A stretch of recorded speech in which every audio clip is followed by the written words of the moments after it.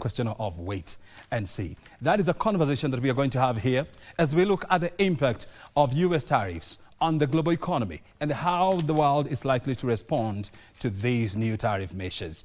And of course, before we get to that, we shall be looking at the convergence of engineering and innovation.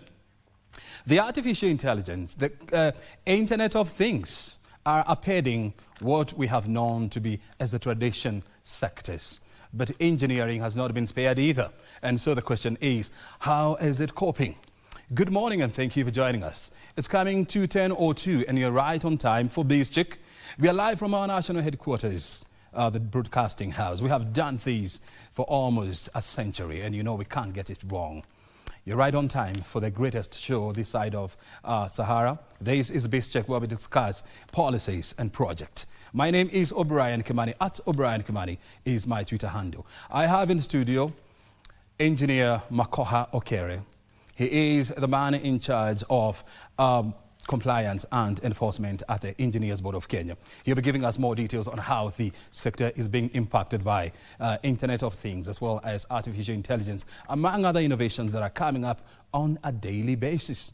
We also have a lineup of issues that we are following up today. Remember, the interviews for the commissioners of the IEBC is currently going on at the School of Insurance. That is in South C actually. And so we just want to take you there so that you can listen in on who is being questioned and what they are saying about what they plan to do at the electoral body. We also have the ongoing presidential tour of the Mount Kenya region. And of course, our reporter there, Hashim, is following the president. What will be said today in those trips? That is coming up here. But for now, let's take you to the College of Insurance to listen in on to that session of IEBC. Who are likely to be affected by the review. Then from there, having published it, then we will give the public time and invite them to submit their views about the process. And through that, we're able to get feedback either through memoranda or we can organize what you call public hearings in those areas. And in some cases, I think the law prescribes that we can work with the wards and the constituencies to have those the public participation forums and panels to facilitate that kind of conversation so that we get feedback from the public. And having that, once we get the feedback, we should be able as a commission to publish our report which incorporates the feedback from the public. And so once we publish that report, then we move now to the next level, which is to submit that report to Parliament for deliberations. And Parliament is being again the embodiment of the people's will, because they're the people's representatives. They're able to review that report. But before this report, also another point of accountability. Our report can still be challenged by any member of the public or any interested party, and there's a mechanism through which that can be addressed and the timelines. And I think you can file a petition within 30 days, and then the court has about 6 months to resolve that issue. But ultimately, it's Parliament that will pass a resolution to adopt the report. Okay, just a follow-up. What is the role or the function of population quota, geographical features, and community interest in boundaries delimitation?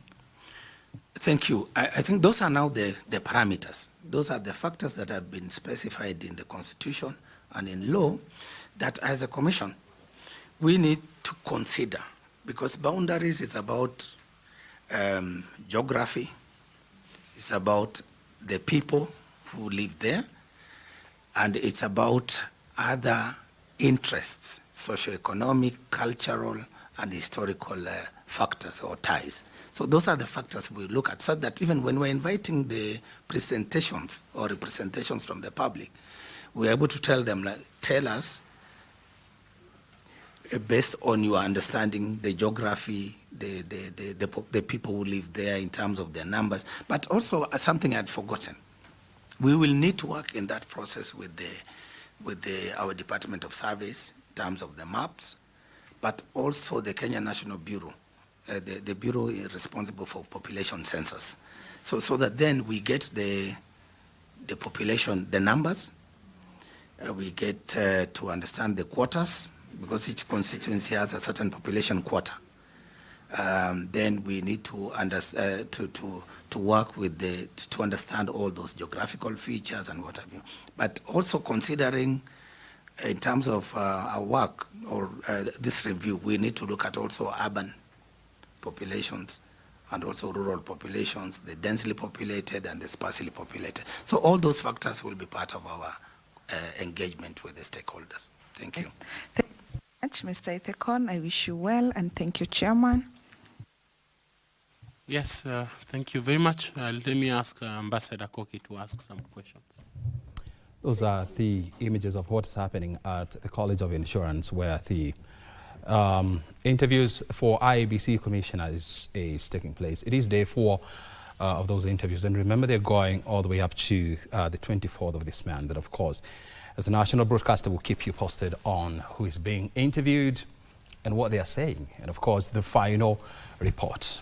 I told you about our conversation this morning, and of course I told you that artificial intelligence, the Internet of Things, innovation is upending all the sectors of the world, from human health, medical science, engineering, just name it, including journalism. Did I tell you that, a couple of months back, I saw a news anchor in the name of Kim, reading news in South Korea?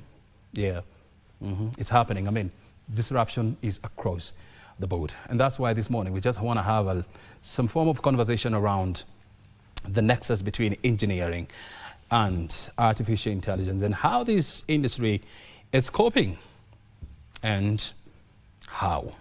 Well, Engineer Makoha Okere is the Director of Compliance and Enforcement at the Engineers Board of Kenya. EBK is a market regulator, and he's joining us this morning to help us in this conversation. He's pretty young. I mean, he's been in this trade for, he told me, about more than 15 years. And so he knows and he has seen it all. Thank you very much indeed, Makoha, for joining us. Help us understand, what is disruption doing to engineering as we know it? Thank you, Bwana Brian, for having us in this show. First of all, just to pick up from the introduction, you talked about disruption and what the President of the US, Donald Trump, through putting up of the tariffs, increasing the tariffs by 10%, that already is disruption. It's going to disrupt the global supply chain. Yes. And even in terms of industrialization, in terms of manufacturing. So when you talk about technologies, the modern technologies, the emerging technologies, of course, they have two elements of it. One is their opportunities, and of course, there's also the other side where they can be a demerit. And engineering, as we know, is the application of science, mathematical principles, in terms of solving problems facing humanity in an economic way, sustainable way. And the whole essence of engineering is sustainable growth and development. Sustainable growth and development, which means distribution of opportunities, creation of employment, and definitely making life better. If we just talk about engineering and nexus with AI across various sectors of the economy, you look at transport, how mobility can be a factor of production. For instance, if you're working in Mombasa and here in Nairobi, you take a very short time to reach here. So already in terms of mobility, and even if it is agriculture, use of smart technologies. So we are looking at emerging technologies as a way of improving lives. We're looking at emerging technologies and engineering as a way of lifting many people out of poverty and increasing the wealth of a nation. We are looking at emerging technologies. You talked about Internet of Things to increase efficiency in the way we are doing things. And definitely in terms of meeting our national developmental goals. And so there are very, very many aspects in terms of engineering and AI that have to be considered. And I think with time we'll be able to say that we are actually leveraging on these technologies. Mm-hmm. Being in the industry for the last 15 years, I mean, has given you a lot of exposure and knowledge on this critical industry. And the biggest innovation in this industry has been happening in the last 5 years. What would you say is the biggest shift from engineering as we have known it traditionally and engineering as it is being defined today? Thank you. So we need to go back to the 17th century to look at the progression in terms of the first industrial revolution, the second, the third, the fourth, and now we're actually going to the fifth. So the first industrial revolution, we are looking at the steam engine and mechanization. Then we move to electrification. Then we move to automation, that is the third. And now the fourth industrial revolution, we are looking at the nexus between physical, biological, matter, and how, when we talk about issues about ChatGPT, we talk about the 3D printing and so on and so forth. And now when we talk about the fifth industrial revolution, we'll be talking about smart cities and a smart way of doing things. So there's been a tremendous shift, and technologies are evolving at extremely very, very high speed. Just the other day, we were talking about these computers. Now we are talking about nanotechnology and the use of microchips. So these technologies there's a lot of innovation, a lot of investments in the last 5 years. If you look at some of the global players, for instance, USA, China, UK, they have invested trillions of shillings in terms of research and development in advanced technologies. You look at even in terms of medical science, now we have organs that can actually be bioprinted. You look at infrastructure, we have houses that can be printed, 3D printed houses, as well as bridges. And even you talked about information. We are talking about big data. So there's quite a lot of information, and this information is being used now for making critical decisions. So there is an advancement in terms of technology. So the question is, how are we then leveraging or using this technology to our advantage? Of course, there are advantages and disadvantages. Advantages in the sense that, as mentioned earlier, there is increase in terms of ease of doing business, efficiency, increase in productivity, because now you spend little time in producing quality products. But on the other hand, also, it has its own disadvantages. For instance, even issues about employment. There are challenges in terms of technology coming over and decrease in terms of jobs.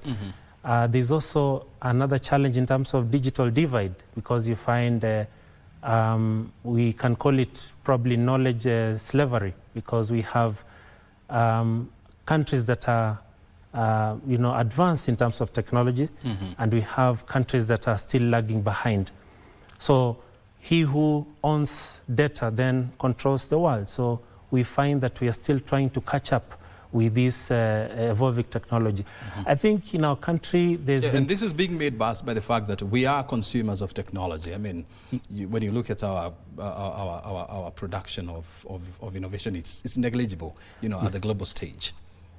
Yes, and that goes to answer the question of policy. because these countries that have advanced, they have made a deliberate effort in terms of investing in research and development. There's a huge budget. If you look at some of the strategies that have been deployed by these countries, US, China, and US, and UK, they have put research and innovation at the core of it. In developing countries, our country, for instance, we have made strides. Not all is lost, because if you look at, if we talk about the M-Pesa, we also talk about M-Pesa. I think that is something that we can build on. Of course, there's quite a lot that we should have done in terms of innovation. Even during COVID, you remember we had a number of students, I think from KU and other universities, working together with the in the private sector to come up with the ventilators and so on. So that element of innovation or Kenyan spirit is there. So the issue is, how do we upscale this innovation, and how do we then leverage on the innovations? How can we multiply, for instance, the coming up with the patents, increase in innovation, so that then we commercialize these innovative ideas that we have to production. So we have very good students, we have very good ideas, we have very good innovations, but I think the disconnect in terms of real problems that are being addressed in the industry and the overall policy framework. The government has come up with the Artificial Intelligence Master Plan, I think recently, not more than a month. Yes, that was Thursday last week. Yes. The 5-year AI strategy. AI strategy. So that's a very good direction to begin with, because now it talks about issues about capacity building, talks about the digital infrastructure network, it talks about the governance, the regulatory and policy frameworks, because when we talk about AI, even it's to do with national security, national cohesion, national welfare, and how can we leverage on technology to bring an equitable society. So in a nutshell, there are strides that have been made, but there's still quite a lot. How do we then make a deliberate effort in terms of investing in, for instance, talent development? Are we able to map out and to know this is where we need to invest in terms of education, in terms of infrastructure? Of course, the government has talked about 100,000 fiber optic cable in terms of the infrastructure, but we need to do a little bit more, so that if Kenya dreams to be the regional hub or the continental hub in terms of IT, in terms of artificial intelligence, then it is our responsibility to do more in terms of research and development, in terms of development of adequate policies that address human capacity.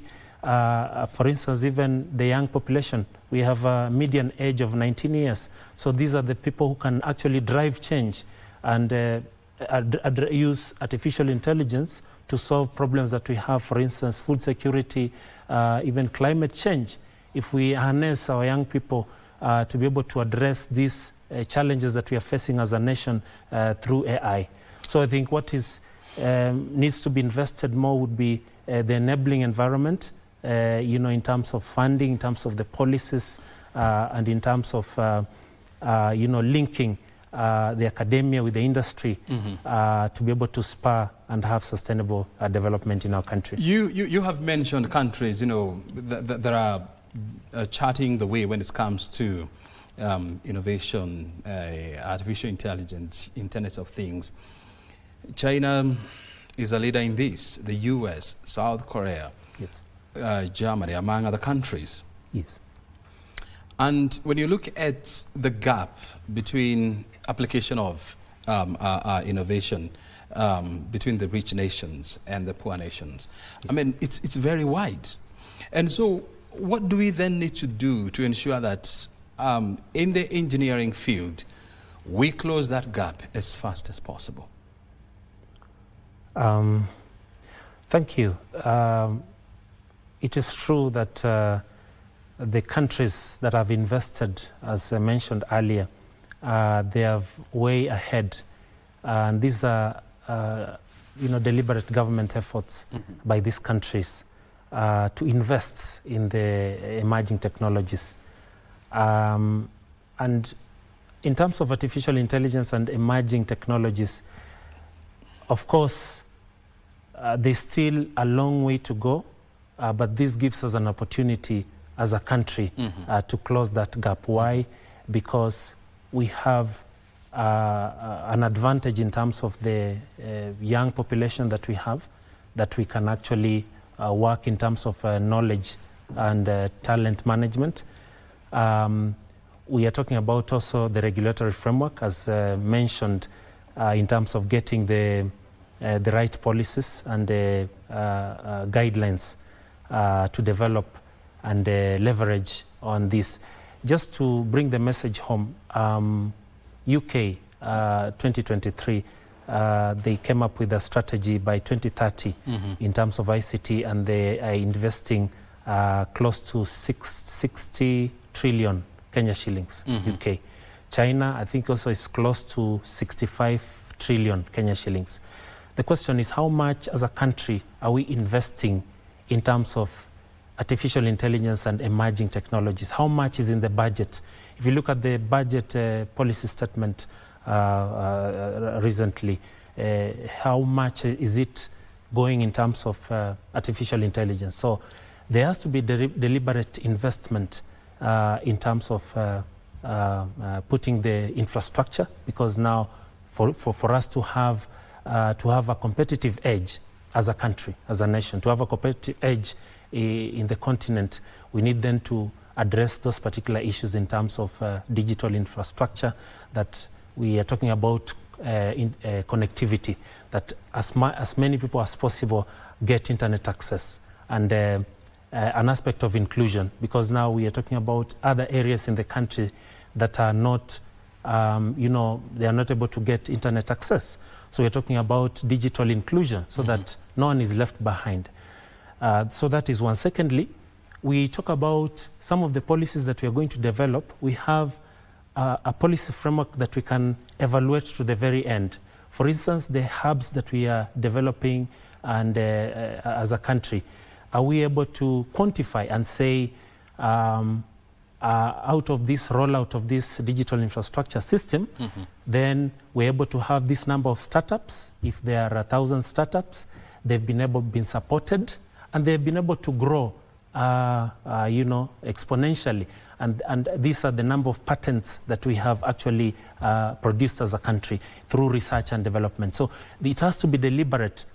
So the exact evaluation framework in terms of business opportunities, how are we going to create opportunities in this digital economy?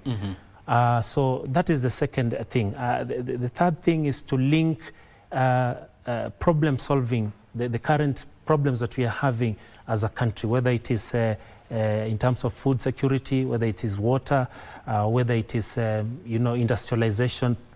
Then we link these problems to how we are addressing them as a country. That's why we need to have the academia on board, we need to have the regulators on board, we need to have investors on board, so that there is a deliberate linkages, because sometimes it's the integration between the problems in the industry and the solutions that are being offered. Another thing would be, in terms of the legal framework, we have the Data Protection Act that talks about data, because data is going to play a huge role. We share so much data, but how safe is our data in terms of even as a country?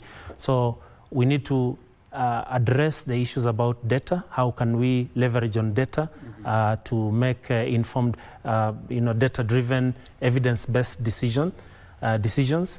And still on infrastructure, the issue of about data centers, because when you talk about the Internet of Things, we are talking about how can we interconnect, all these gadgets speaking to each other. For instance, we're talking about electrical cars and smart cities.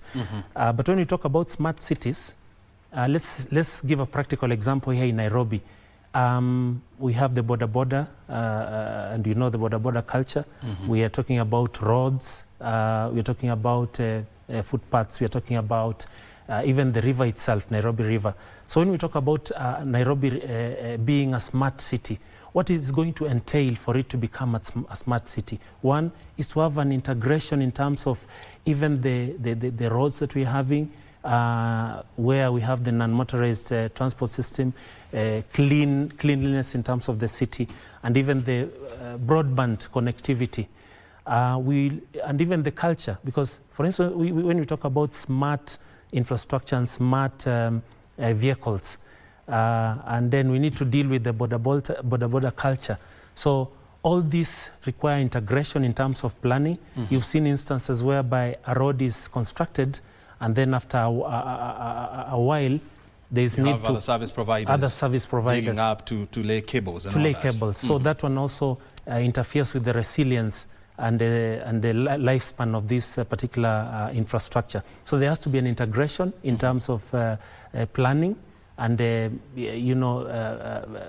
roads, the sewerage systems, an element of planning to increase efficiency. Another thing then would be even in terms of growth of the economy, how then are we going to use these emerging technologies to our advantage? We talked about it being a national security issue. We've seen how artificial intelligence can also be used even to the disadvantage. Now, as we'll be gearing up towards the election, you find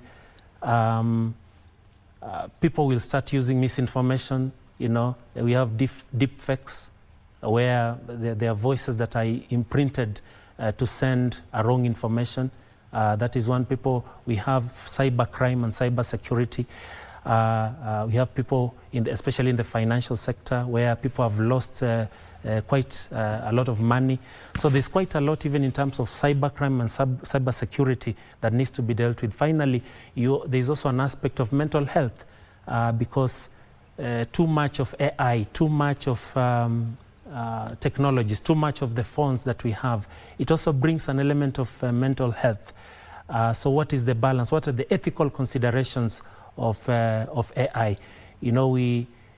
Some countries are also actually developing robots that can carry babies. So what is the ethical consideration in terms of AI and our cultural point of view? So the bottom line is, how can we use AI to our advantage to deal with the inequality, to deal with the climate change, to deal with poverty, so that we can prosper as a country. So this gives us a very good opportunity as a country to leverage on NI so that we can leapfrog just as other countries have done. I've heard you. I mean, there must be collaboration between the private and the public sector in ensuring that we go to the right direction. Do you feel that is happening? There is, of course, collaboration between different stakeholders, because when we talk about engineering, you talk about AI, it doesn't exist in a vacuum. For instance, in engineering, we have the regulators, the Engineers Board of Kenya, to license and register engineers.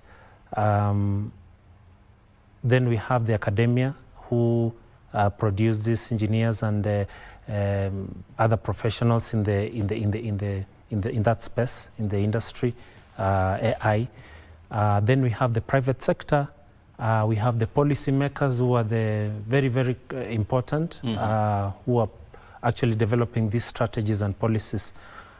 So there's that industrial linkage. That collaboration is extremely important, because there are many, many aspects in terms of leveraging on emerging technologies.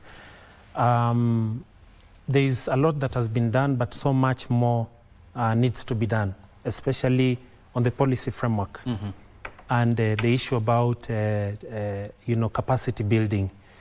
I think Nigeria, their strategy is to produce 1 million AI professionals. 1 million. 1 million. 1 million AI professionals. So as a country... By when? I think we need to confirm the policy. but I think it should be by 2030. 2030. Be able to confirm. So that's about 5 years from now. 5 years, yes. So this translates to about 200,000 AI professionals every year. Every year. And of course, bearing in mind that Nigeria has a bigger population, Yes. almost 200 million people. Yes. That is, it's possible for them to possible. do that. But what about us? Yes, we can still do it. It is possible. Why? Because we have very brilliant young men and women, the young age.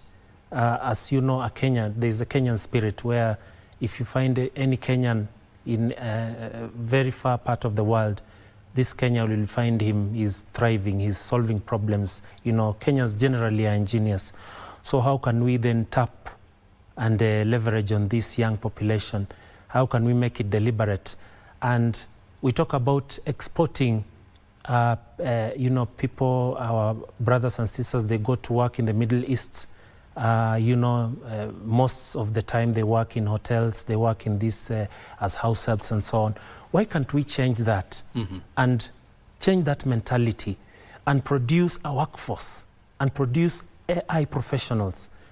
If it is 1 million, if it is 2 million, that we can now export to other countries. Instead of just exporting domestic workers, as a nation, we train them, we empower them, we invest in them.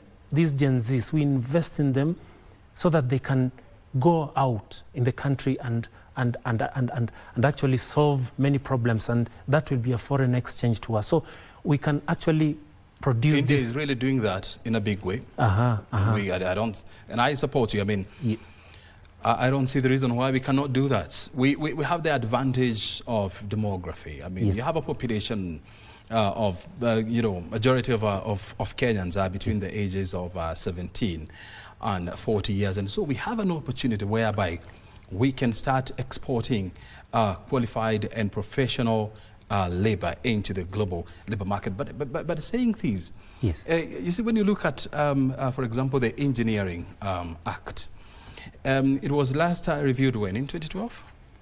That is the time it was enacted. That was the time. It has not been reviewed. That is the time it was enacted. Yes. 2012. And we are talking about 13 years ago. Yes. Do you think the Engineering Act, as it was enacted then, Yes. reflect the realities of today? Thank you, Brian.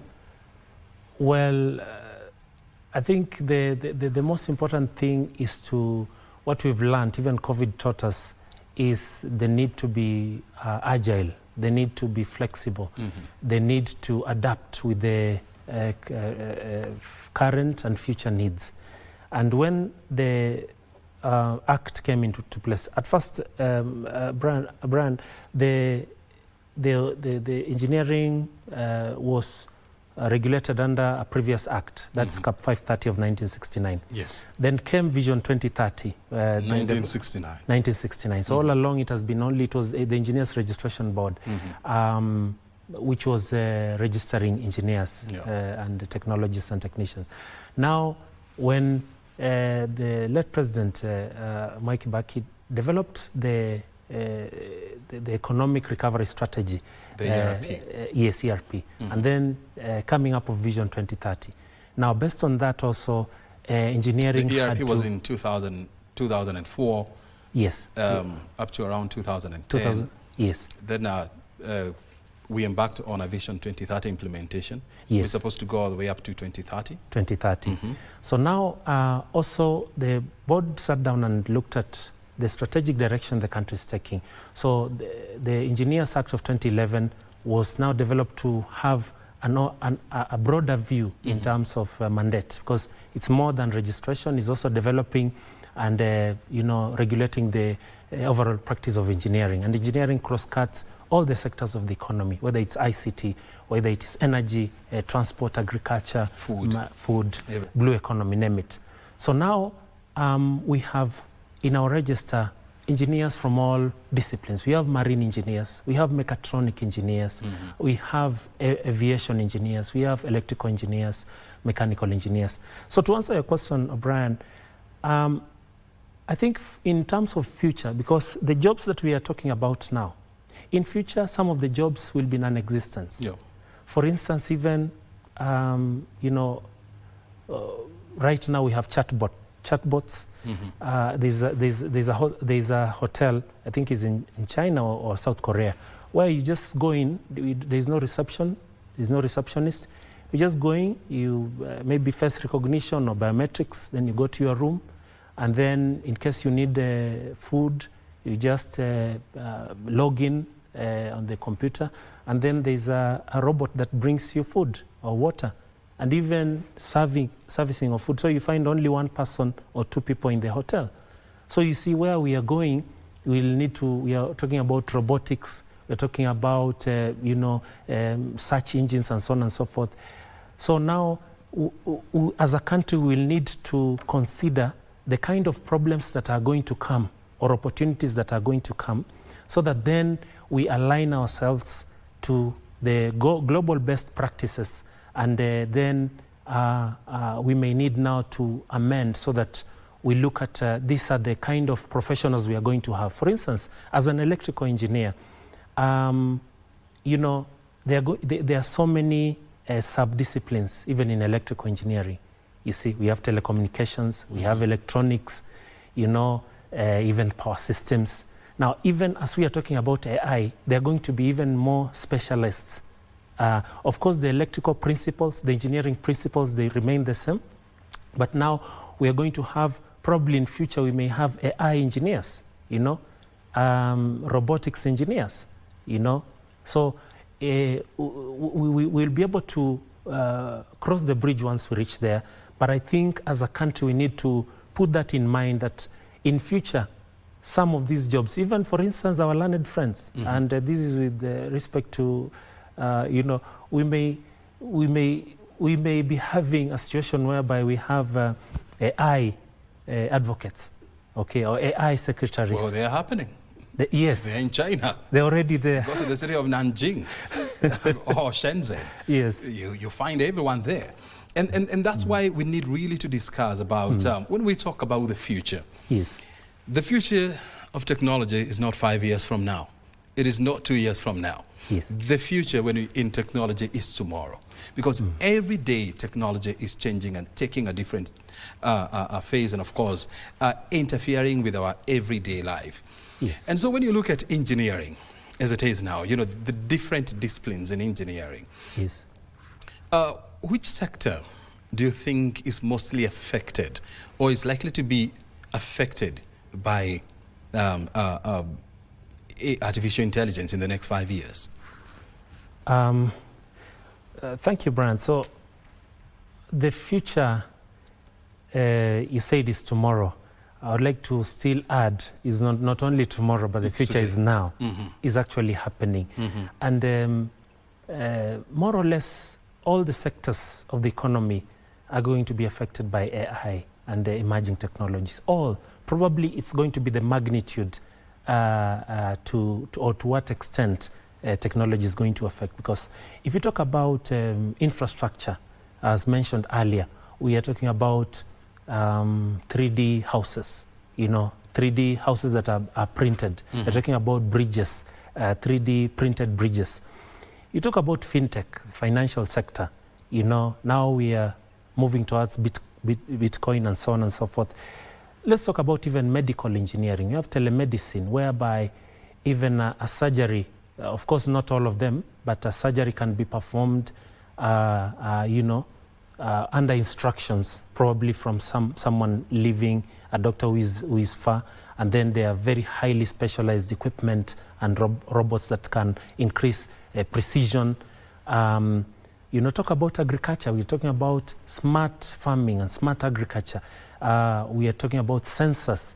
For instance, in Israel, they have really deployed smart agriculture systems in the entire value chain, even the soil, to know adequate data in terms of the soil structure and the humidity and the fertility level and so on and so forth. So it's going, even in education, you know, we are going to have virtual classes. So technology is going to virtually affect every sector of the economy, even national security. By the way, there is a way in which now everything is going to to come down to national security. Why? Because all this data, whether it is in TikTok, whether it is in Facebook, whether it's in Instagram, is out there. But now it becomes a national security issue when there is data breach by other countries. It becomes something on sovereignty of a country. So in a nutshell, technology is going to virtually affect all the sectors of the economy. However, the question is, how are we positioning ourselves as a country? How are we strategically positioning as a country ourselves so that we make this technology to be our advantage? We use it for economic growth and development. And remember, there's a difference between growth and development, because growth, we're talking about increase in number of roads, increase in number of hospitals, but development, we're talking about decrease in terms of inequality. We're talking about increase in terms of economic opportunities and employment opportunities. We're talking about conservation to the environment, because when we develop as a country, then we also are talking about conservation of the environment for sustainability. So the sectors that are going to be most affected perhaps would be the ones where you know, there's human interaction, you know, the manual, for instance, the receptionist and so on and so forth. But at the end of the day, we will still need the human person. Why? Because an artificial intelligence machine cannot reason the same way with a human. For instance, if you see but there is also an argument that machines perform better than human beings. But they have to be designed to perform by human beings. So, you know, throughout the value chain, I mean, the interaction of human beings, I mean, cannot be erased. And that is a reality. But it can be minimized. And that's where I know you are going. So we talk about jobs that are going to be non-existent in the next 10 years. Jobs that are not going to be there. You see, you go to some streets, you go to San Francisco, you see self-driving cars on the road, taxis. You go to Shenzhen, you see railway or metro systems that are self-driven. You see taxis, you see buses. Right now, I know they are putting into mass distribution the system that we know maglev trains. Okay, and so you realize that professionals like drivers, they're not likely to be, their demand is likely to reduce as we go by. Are we looking at some disciplines within the engineering industry where some disciplines will require less and less professionals as we go by? Yes, definitely. As you have mentioned, this disruption is either a blessing to us or a cursing to us. And as you have said, of course, technology is going to bring a disruption to in one aspect. You've talked about loss of jobs. What I would like to mention on that is the aspect of relearning and learning and upskilling. Because as you have looked at the wave, whether we like it or not, the technology is going to come and affect us in one or another. So how am I going to relearn as a driver? How can I relearn, you know, because even that car itself, it's driverless. But at the end of the day, it will need maintenance. You know, probably then the driver would be able, the skill that would be required to be able to adapt, you know, so that by the time the driver is no longer needed, then there is an aspect of coding, an aspect of, you know, maintenance of that driverless car, an aspect of, you know, integration, you know. So the issue is not about the coming of technology. The issue is how are we going to adapt? And adaptability. And how are we going to leverage? Because if we leverage well, then technology then can even be used to create even more jobs. How? Once we focus on research and development, we're able to come up with new innovations, and we use this technology to even create more opportunities for growth and development. So I agree with you on one hand that there are some, disciplines. There are some areas where, with time, for instance, now we used to use the designs. You remember having the blueprint. And using the T-squares. If you can see some of the engineering students, we used to carry them. Now we are going to use other programs, for instance, AutoCAD and so on. Now there are other highly specialized softwares that are coming that you don't need to use all those. So definitely there is an element of adaptability. But what I wanted to mention is, of course, that divide is there in terms of ourselves as a country, but then again, using it to our advantage, then it means a lot of research, it means a lot of capacity building, it means a change of the way we are doing things. For instance, even at curriculum level, we're talking about CBC. Are we able to integrate artificial intelligence and emerging technologies in CBC? These are the problems that we anticipate in future. So that we lay the education system with a view of these are the problems we are going to foresee. It's strategic management, strategic planning, strategic leadership. So in the next 30 years, these are the problems that we anticipate. What are the likely skills that we are going to need so that when our young men and women reach that age, they have a competitive edge, they have a competitive advantage, and they can compete not only local but also globally. So there's a skill and the education level.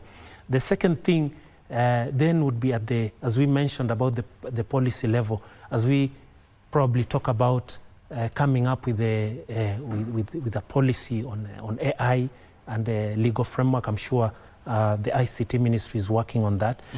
But then again, is it customized towards our local needs? Because definitely we have different players who have different interests. We're talking about our development partners, you're talking about financiers, talking about producers. And another thing also I didn't want to miss is on bias. Because remember, these technologies are developed elsewhere, but there's an element of technological bias. For instance, if the HR was to use an AI tool to sieve out the people who, in terms of recruitment, what kind of bias is it going to have? Because it can have a bias so that the people who are qualified are not given that opportunity. Why? Because of the element of bias. So there has to be all these aspects looked into, and this can be covered in the policy framework. So here at the board, we are committed, and that's why in May we are talking about engineering a digital world. The board is going to have an engineering partnerships convention at the Edge in insurance in South Sea. We're going to have a wonderful discussion and deliberations so that we can have concrete policy considerations on these strategies that already we've developed and the policy framework to take our country forward in terms of leveraging on the digital economy to spur development of our country. I know the Engineers Board of Kenya, has also made significant strides in trying to inculcate artificial intelligence, Internet of Things, innovation within the discipline of engineering. And I know, that there are various collaborations between other institutes. Would you want to take us through that? Oh yes, and that shows there is a lot of hope. There's a lot of potential. There's a lot of opportunity. Just recently, 2 weeks ago, we had a collaborative engagement with the Chinese Society of Engineers, between an MOU between Engineers Board of Kenya, Institution of Engineers of Kenya, and the Chinese Society of Engineers. We also have a collaborative framework with the Japanese. We are working on having another collaboration with the government of Japan, and also I think in a week's time or 2 weeks' time, we're also going to have a collaborative framework with Beijing engineers. So what does this mean? It means that our partners have identified something special in our country. And there is something cross-cutting, Brian. When the partners are coming, they always mention the young engineers. The young engineers. So we're asking ourselves that there's something special about our young population, the youth, that even other nations are admiring in us. So these are collaborative frameworks that we're having with other countries on especially research and development, on building of capacity. And I think in August, there's going to be on the sidelines of the, I think the UNICTAD conference, I think it should be in China, where there'll be more engagements at a national level, more bilateral engagement. So we are saying as a board, even as we are working on these developments, on this collaborative framework, even in those bilateral and multilateral agreements, let's have a way that we can develop capacity in terms of even deliberate research and development, deliberate building capacity of these young engineers, technicians, technologists, so that then as a country we have adequate capacity and the opportunities. So all this, they are providing us with creating opportunities for young people, so that then from there, as a country, they are the ones who are going to drive our country forward. And we look for more collaborations with other countries. We are talking about mutual recognition agreement with the under the East African community, where we have mobility of engineers across the East African community. We're talking about the Africa Free Continental Free Trade Agreement at the continental level, where we'll have mobility of engineers to practice across Africa. And I like the fact that you're talking about, countries like Japan that are being attracted by our demographics. And you have an aging population in Japan. The average age of an engineer in Japan is about 60 years. And the average age of a Kenyan is about 28 years. Yes. And so how then do we take advantage of the prevailing situation in Japan to supply them with young engineers? Yes. Thank you. That's a very, very important question, Brian. One, just to go to the statistics, in Kenya we have close to 30,000 engineers. 30,000. And that 30,000 is different categories. We have graduate engineers who are approximately 25,000 graduate engineers. We have professional and consulting engineers. So professional engineers and then consulting engineers, roughly 5,000. So the thing is, how can we accelerate? We're talking about acceleration. How can we accelerate these 4,000, all right, professional and consulting engineers to increase to 30,000 professional and consulting engineers? Once we have this number of engineers, they'll be able to drive the economy. We can even be able to export these engineers to go and practice outside, to go and practice in Japan, to get the skills, to get the more exposure. And it's not just the engineers alone. We're talking about technologists. We're talking about technicians. How can we all this continue to... So we're talking about a program that the government can develop, and the body is working on a graduate engineers internship program, but we need resources in terms of upscaling so that, like the doctors, it is mandatory for doctors to have their internship. After that, they are qualified medical practitioners. So the thing is, even engineers, all these projects that are going on in various sectors of the economy, we make it deliberate to increase the capacity so that the projects that are going on, there's a project percentage sum specifically for developing the capacity. Once we have such and we deploy them in county governments, in various parastatals, in various ministries outside the country, then as a population we use human resource as a treasure. Because most of the time, Brian, we talk about gold, silver, we talk about titanium, but we forget that the youth, the human resource, is our most important treasure. If we develop these engineers, the technicians, technologists. If we invest in them, then we have a wonderful treasure, not only to drive our economy, but also to export them outside the country. And that foreign exchange is going to even make our country not only become competitive globally, but also our country to contribute in terms of shaping the continental agenda as we're looking at Africa 2063. Mm-hmm. You see, from predictive maintenance to design optimization and, of course, autonomous systems. Yes. I mean, these are fields that are going to be highly high consumers of artificial intelligence. And it will require, you know, a different form of thinking, a different form of training, a different form of upskilling. What is your advice, or what are you telling young people who are aspiring to be engineers? Which industry are you directing them to? The advice that I'm giving to young engineers is there is opportunity. Engineering has a very, very bright future.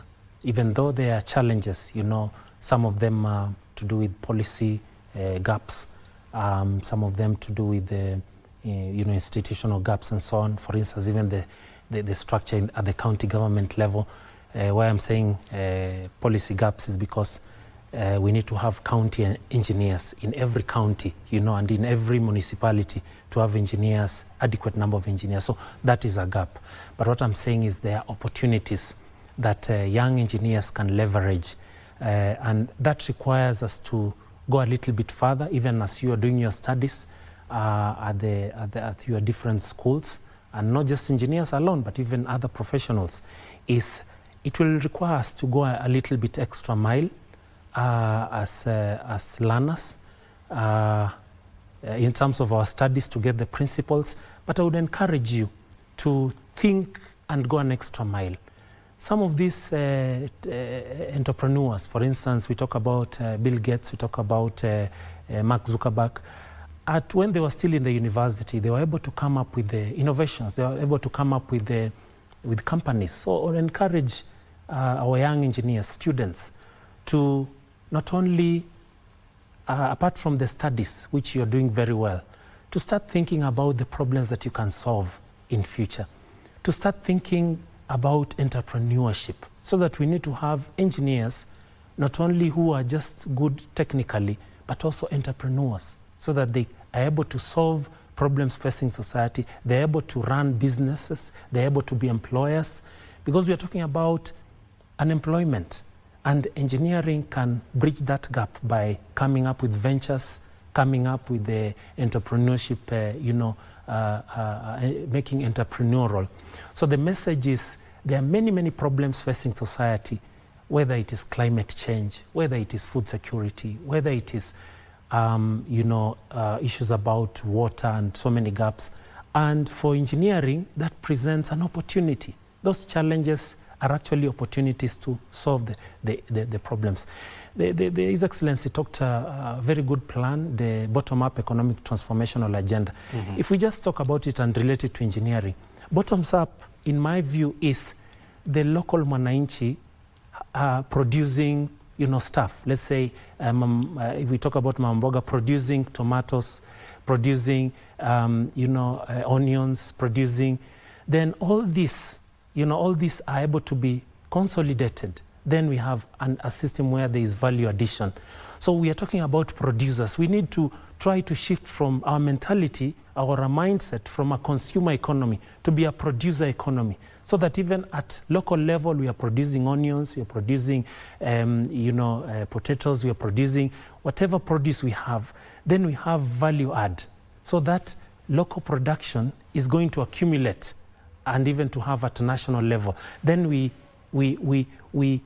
value add. That is now the bottom up. Mm-hmm. So that even in terms of engineering, now how are we going to add value? Because when you talk about the tariff, the president was talking about 10%. How do we 10% against the products that are being imported to the US? We can overcome that by also in our local situation, we're able to value add All right, and that is not a new term in town. It is how can we be deliberate in terms of value addition for the products that we have. Since independence, the coffee that we have, the tea that we have, it is still, there's so much macadamia nuts we have, all these areas. How can we make them to be productive? Look at the fallow land that we have in Kilifi, Kwale, and so on, and even we talk about marginalized areas, you know, Marsabit and you know, Wajir. How can we leverage on this using artificial intelligence to make them actually produce? Can we turn a desert into a land of plenty, into a fruitful land? And it has happened in China. It has happened. Gobi Desert. Yes. So it means we can. We have an opportunity, O'Brien, as a country, to change the direction of our country through strategic, deliberate, and intentional efforts in terms of investment.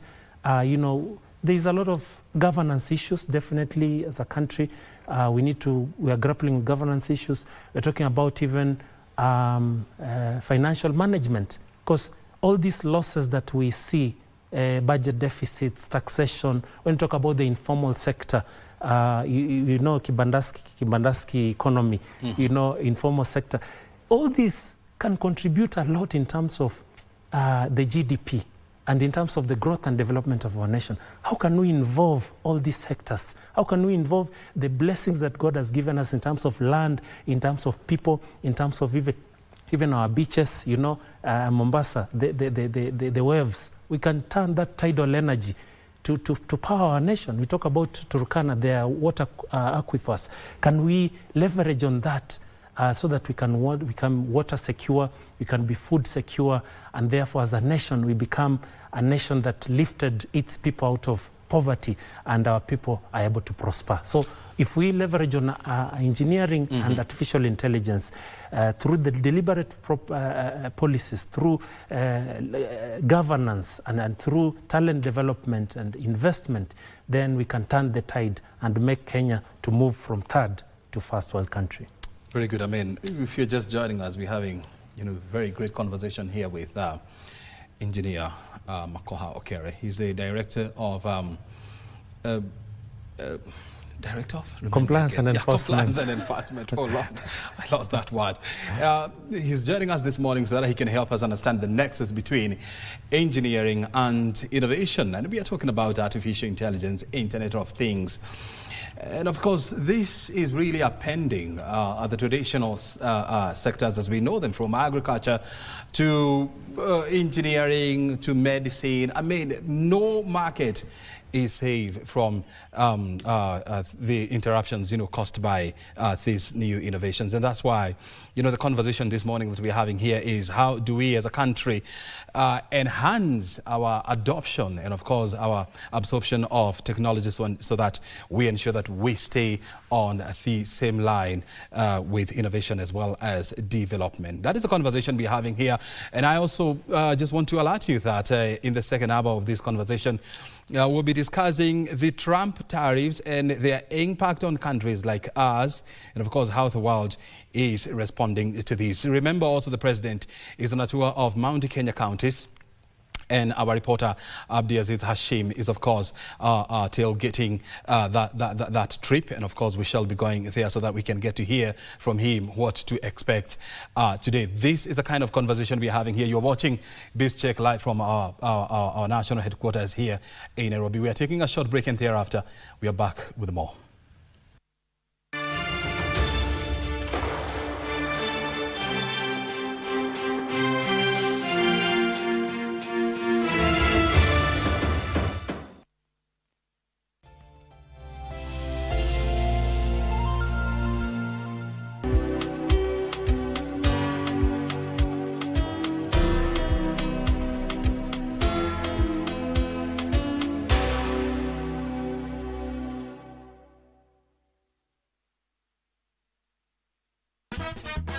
Has been a rapid rise in the trends that are being carried out, especially when it comes to weight loss management across the country. There's nothing wrong with chips, chapati. We are the problem.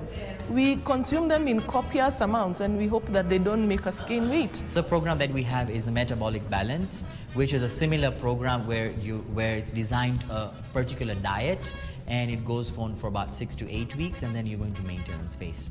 There's a lot of shame, unfortunately, around weight loss procedures. And that is why many people are not open to say that I'm using this, I'm doing that. But the truth is now we are seeing them. I have clients who have gone through gastric procedures, surgical procedures. We have been pioneering in these procedures, and we also offer certain weight loss programs which are trending, for example, the Ozempic pen.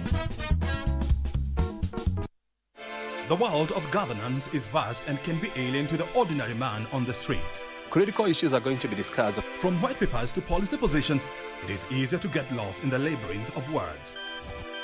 Inside Government takes you to key global metropolis where critical decisions are made and where policies are crafted. We interview policymakers and senior government officials to highlight and enumerate government policies and projects. We take a deep dive into the underbelly of complex red tape to demystify policies across the country, across the world. Join me, O'Brien Kimani, on Inside Government, only on KBC Channel 1.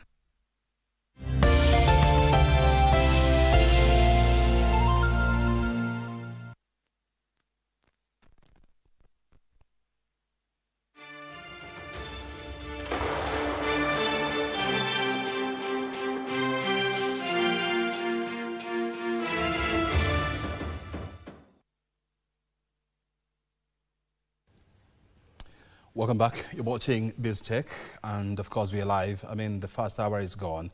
Our conversation is on engineering and innovation, and of course, we shall also be discussing the disruptions caused by Trump's tariff. Remember, last night we saw U.S. President Donald Trump outlining a number of tariffs that are targeting more than 90 countries. And of course, the president is on a tour of Mount Kenya counties, and of course, Hashim is on standby to give us a rundown of what to expect today.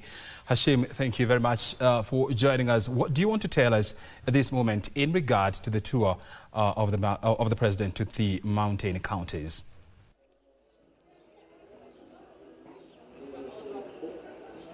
Well, O'Brien, today it is day 3 and the president is currently touring Nyandarua County. Where we are currently is in Kangema Sub-County, that is Murang'a County, where the president first up in Murang'a County will be to inspect the Karugia market. After that, he will be following up with an inspection of an irrigation project still within the same sub-county. Then top it off by going to the Maragua Sub-County official commissioning of the Maragua Ridge Irrigation Development. You do know this is one of the key projects the government has been spearheading through the State Department of Irrigation to expand the area under irrigation scheme in the country by the year 2027 so as to secure the food security here in the country. And then he will be capping it off here in Murang'a County by laying off the foundation stone for the Makuyu Affordable Housing Project. Now, O'Brien, before we came on air, the president has just flagged off the last mile connectivity program and has done a public gathering address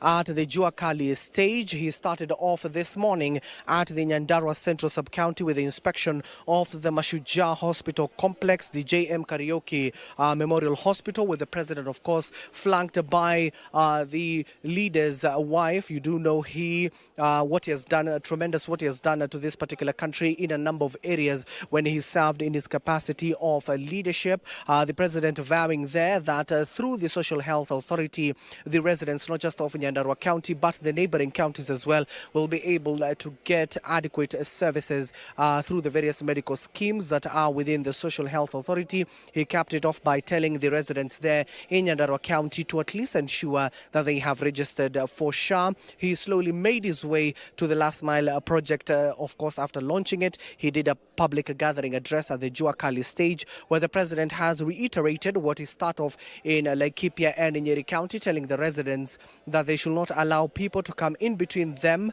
and him with the relationship they have been able to build for the last 20 years or so, and the various projects that have been carried not just during his tenure as the president but when he was serving as well as the deputy president. And of course, he clearly stated when even he was a legislator in the Rift Valley part of the country. He used to make numerous trips here to the Mount Kenya region. And aside from the politics of the Mount Kenya region, the president clearly stating about how the administration has taken into steps, especially for educational matters. You do know what happened yesterday in Meru County. He just assured the residents and the county government of Meru County that they will be having students going to the university there around Chuka. You do know that Chuka University is still under construction. Also the gazettement of other universities, given that the COOPs have been able to allocate students not only to Meru County but to the vast region of the Mount Kenya region. He assured the same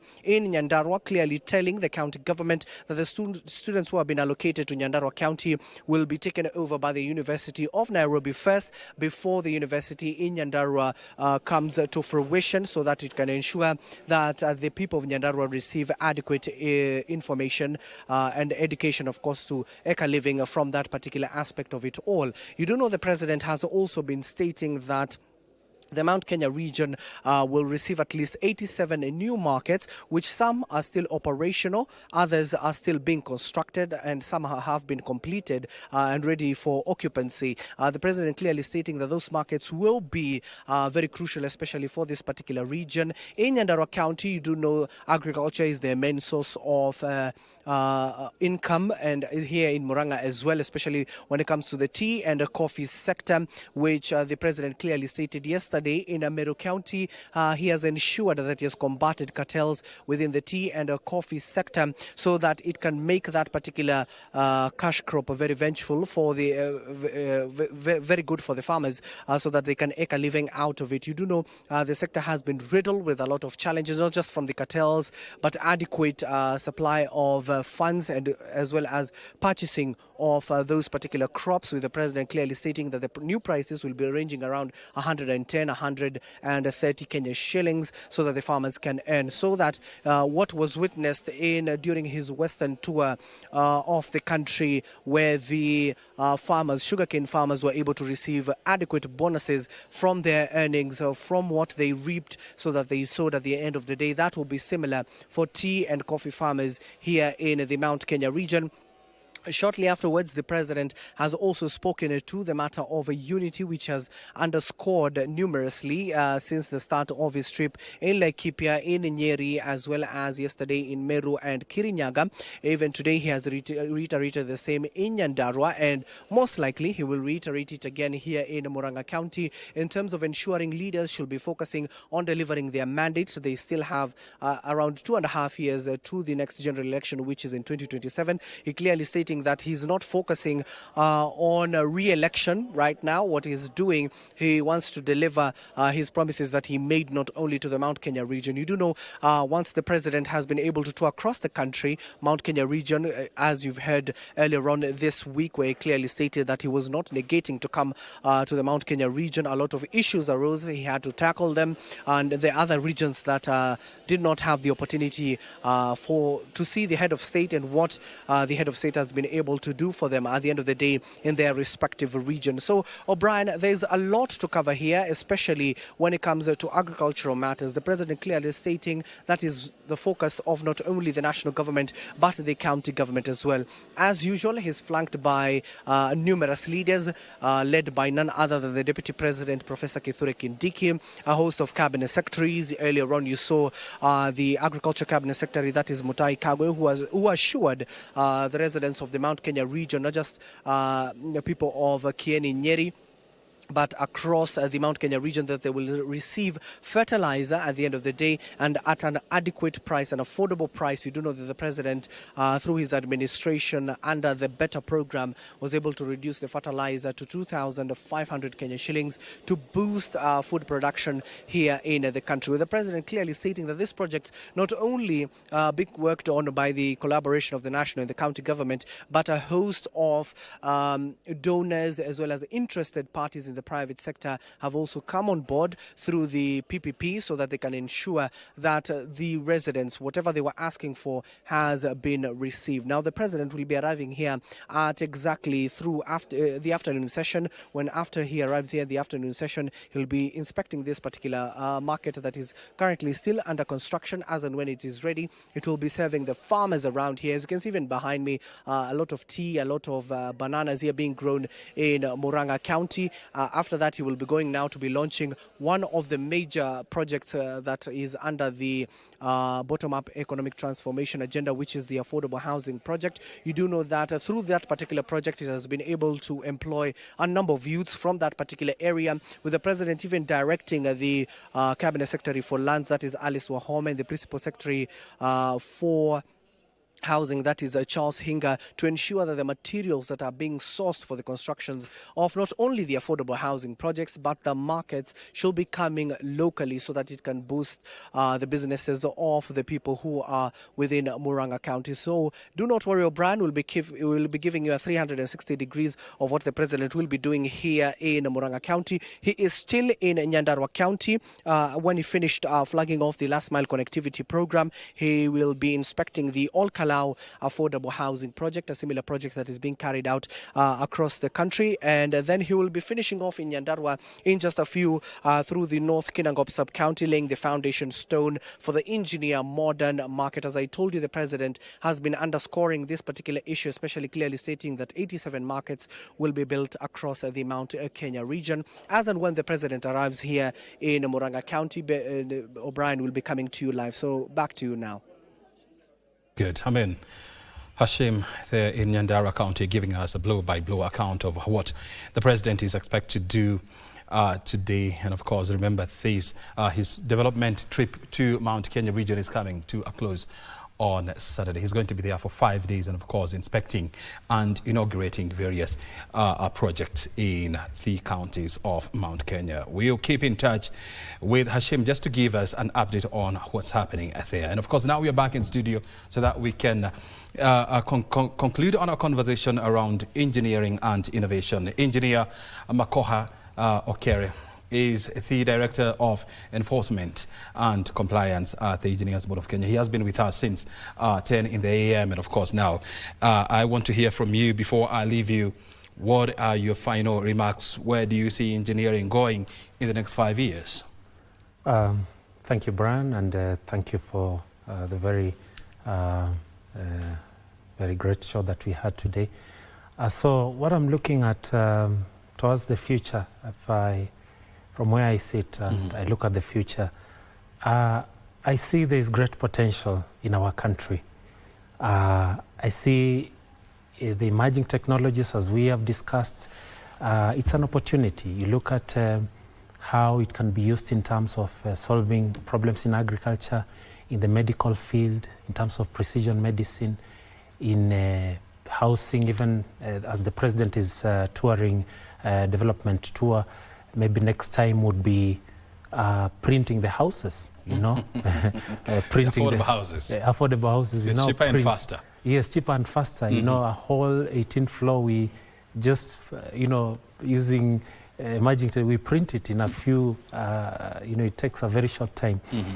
We are looking at even in terms of smart ways of mitigating climate change. So I'm looking at those opportunities, and as a nation, how can we leverage on these opportunities? On the other hand, also, we know the innovations and the emerging technologies have their own drawbacks.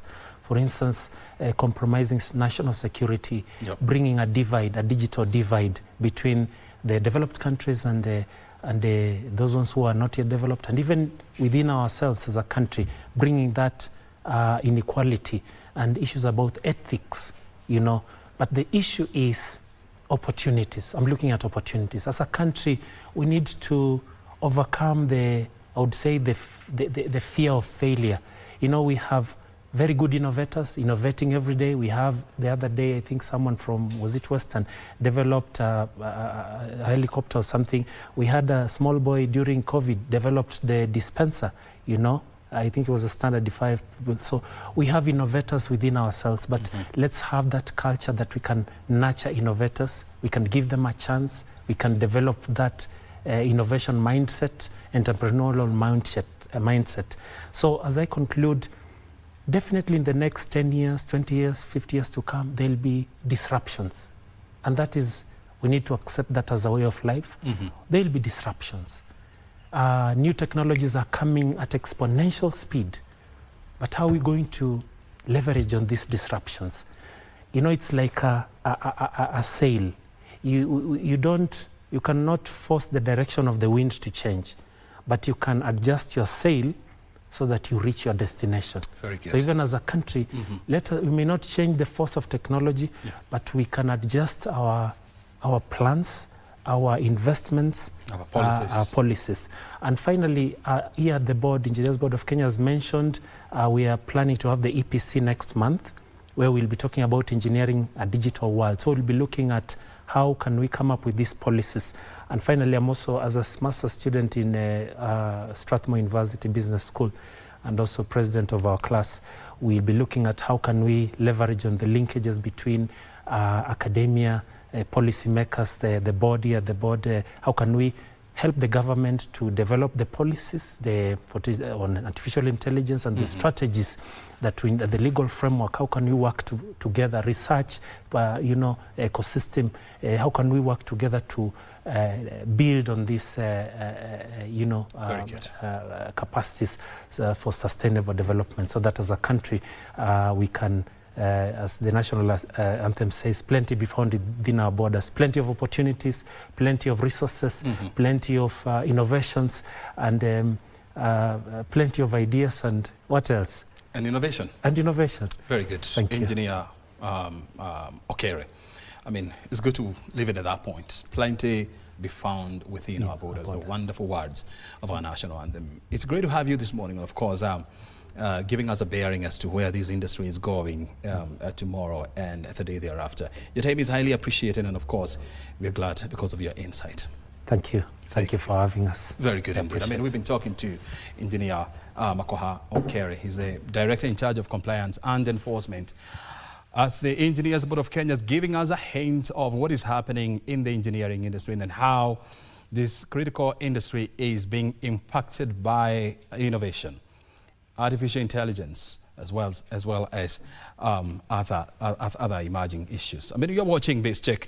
I told you we shall be discussing the impact of Trump tariffs that he unveiled yesterday, surrounded by his friends, as well as members of his cabinets. Which countries are impacted the most by the tariffs?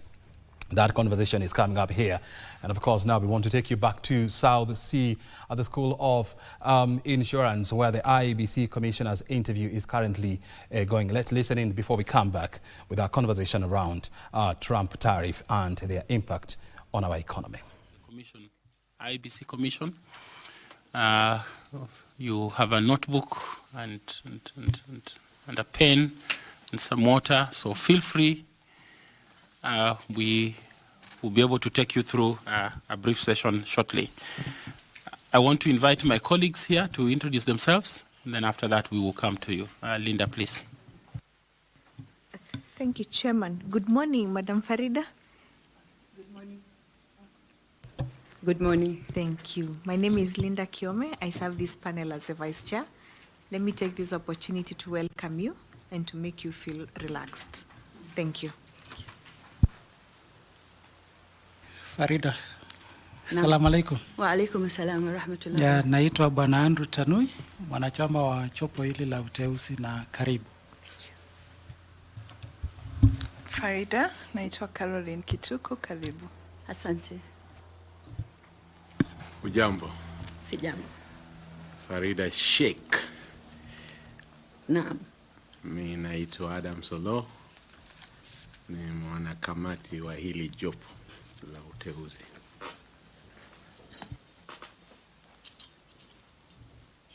Farida. Naam. Good morning. Good morning. My name is Nicodemus Bore. Karibu sana. Asante. Assalamu alaikum. Wa alaikum salam wa rahmatullahi wa barakatuh. My name is Fatma Ali Saman, and I'm a member of this panel. Shukran. Good morning, Daktari. Good morning. Karibu sana. My name is Koki Muli Grino, and I'm a member of this panel. Thank you. Good morning. Good morning. My name is Evans Misati. I'm a member of this election panel.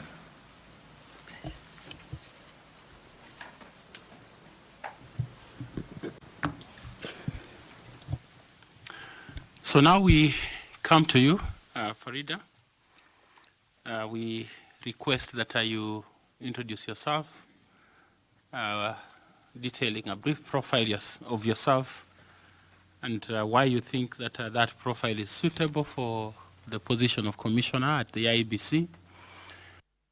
If you have any honors, I noticed that you have a doctor of human resource honoris causa, so that is one of them. So if you have any other of that nature, and then if you're a member of any professional society, please proceed. Thank you, Chair, and good morning. Chair and the selection panel, I'm truly honored to be here this morning and for the opportunity for being shortlisted and eventually being interviewed among the many well-deserving Kenyans. My name is Farida Abdallah Sud Sheikh, and I'm a patriotic Kenyan. First of all, allow me to thank God, Allah, for it is through Him and the to impact.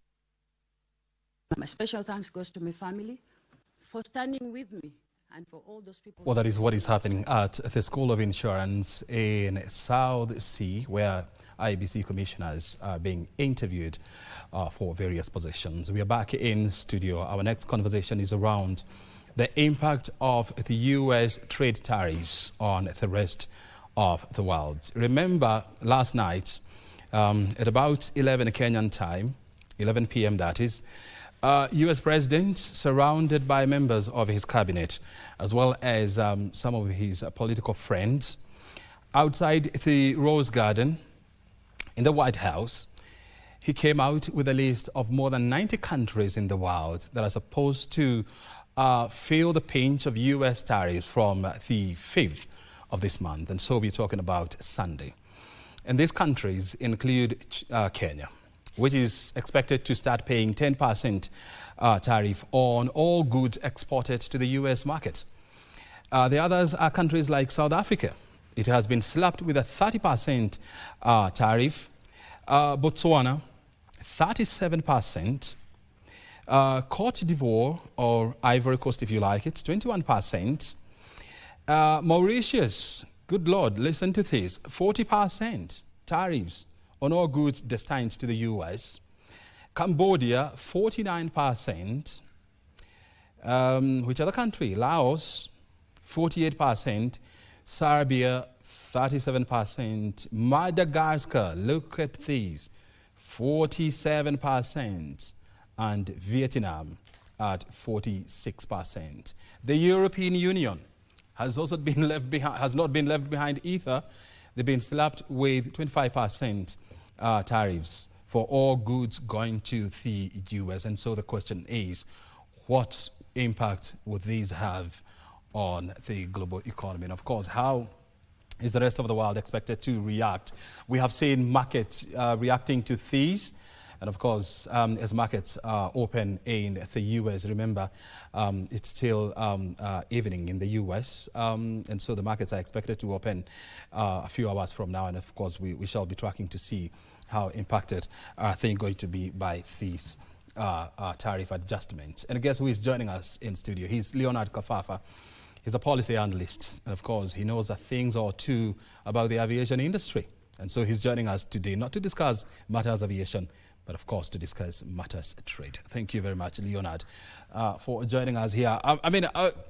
I guess that you are watching, Trump making this pronouncement when he came with those templates, and announcing these new tariffs and proclaiming that its Liberation Day in the US.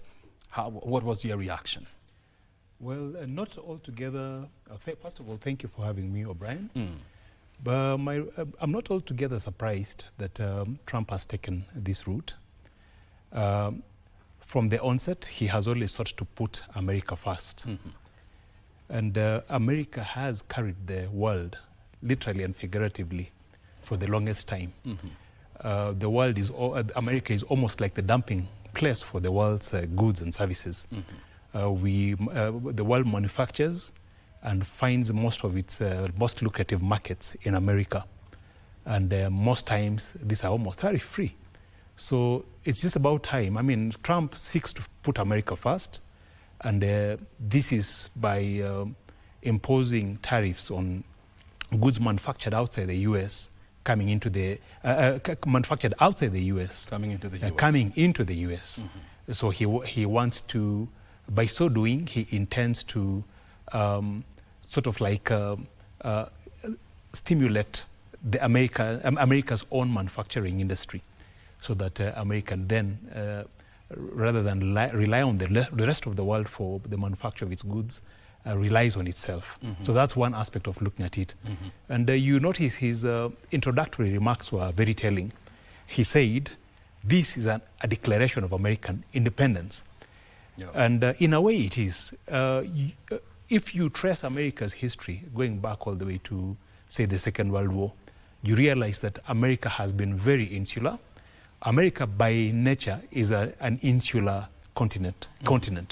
It looks to itself to develop itself, and it is only dragged onto the global stage when necessity arises. In the Second World War, it was the necessity of war that dragged it to the global stage, into involvement, reluctant involvement with global affairs.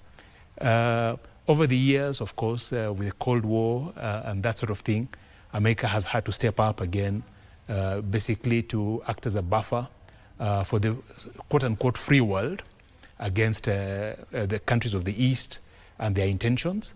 And again, it has shouldered that burden. But now we do not have a Cold War. We don't have, say, an East versus West division anymore.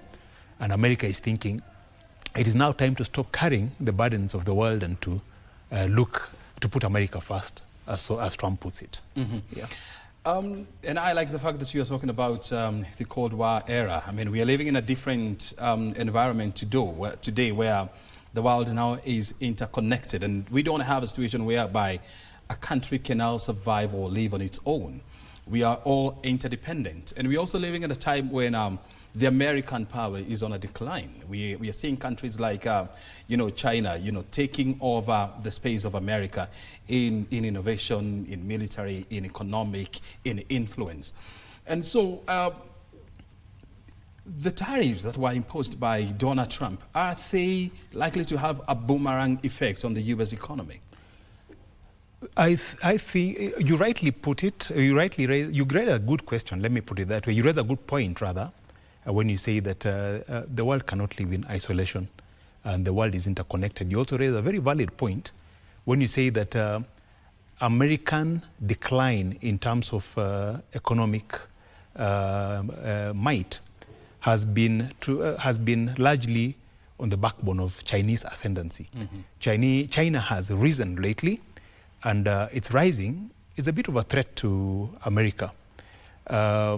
So the way to redress this is to stop carrying the burdens that make America's exceptionalism diminish. Stop carrying those burdens and focus on America itself. And one of these ways, of course, is to hit at China. You notice that China is actually quite hard hit by America tariffs because 53%, because it is said that China's dominant market is in America. The export market of Chinese goods is America. So when you hit at them, when you hit at allies that manufacture, Chinese allies that manufacture for America, but really surreptitiously for China, like Vietnam, then and Cambodia, then you're actually indirectly hitting at Chinese interests. You're weakening the influence of China's economic might. And is it possible to do that? It is quite possible. It is quite possible. There's a balance that will be created. It may not be entirely 100% possible to diminish Chinese ascendancy, but there's a way that you can sort of slow it down a little, so that America can get the requisite breathing space to then put its house in order. You sound like Washington hawks. I mean, they've always been. When you look at what Washington has been trying to do in the last 10, 15 years, is to slow down the growth and the ascendance of China on the global stage. But despite these, the Chinese economy continues to grow, outpacing the U.S. Right now, you're looking at an economy which is going to grow at a rate of 5.3% in 2024. And you're not just talking about any other economy. You're talking about the Chinese economy with a GDP value of almost 20 trillion US dollars. The US economy is going to grow at less than 3.5%, with a GDP value of almost 30 trillion US dollars. And so the question is, can US slow down China without slowing down the growth of the US, honestly speaking? In a way, it can, because when you look at these policies, the way these tariffs are designed, first of all, look at the way they are called. They are called reciprocal tariffs. Basically, meaning that what you charge us, we charge you, and that sort of brings a balance of sorts, even globally, because the U.S. has, like I mentioned earlier, the U.S. has carried quite a lot of the world on its shoulders, and it's a high time now to distribute that burden to the rest of the world. So there's a way China is trying to, like I've said, have ascendancy, even over U.S. interests, but without carrying the burden that the U.S. carries. And we've seen them try to take on a bit of that burden with their policy, with their Belt and Silk Road policy, where they've given aid to African countries or countries of the global south that need it, where the U.S. fails to step in. But we have also noticed that undertaking is not a cheap initiative for China, and they have sort of slowed down on it. So what leaves them now with exceptionalism? It's, of course, their ability to innovate, their ability to match US in terms of technology in some aspects. Still, there remains an unlevel playing field, because they match US in terms of tech, in terms of manufacturing and other aspects, actually outmatch US, but when they export to the US, it's at an uneven tariff level. So this redress, this reciprocal tariff business is basically going to level the playing field. I want to hear this from you. Economists of all colors and stripes are saying that at the end of it all, it is the American consumer who will bear the burden of meeting these tariffs.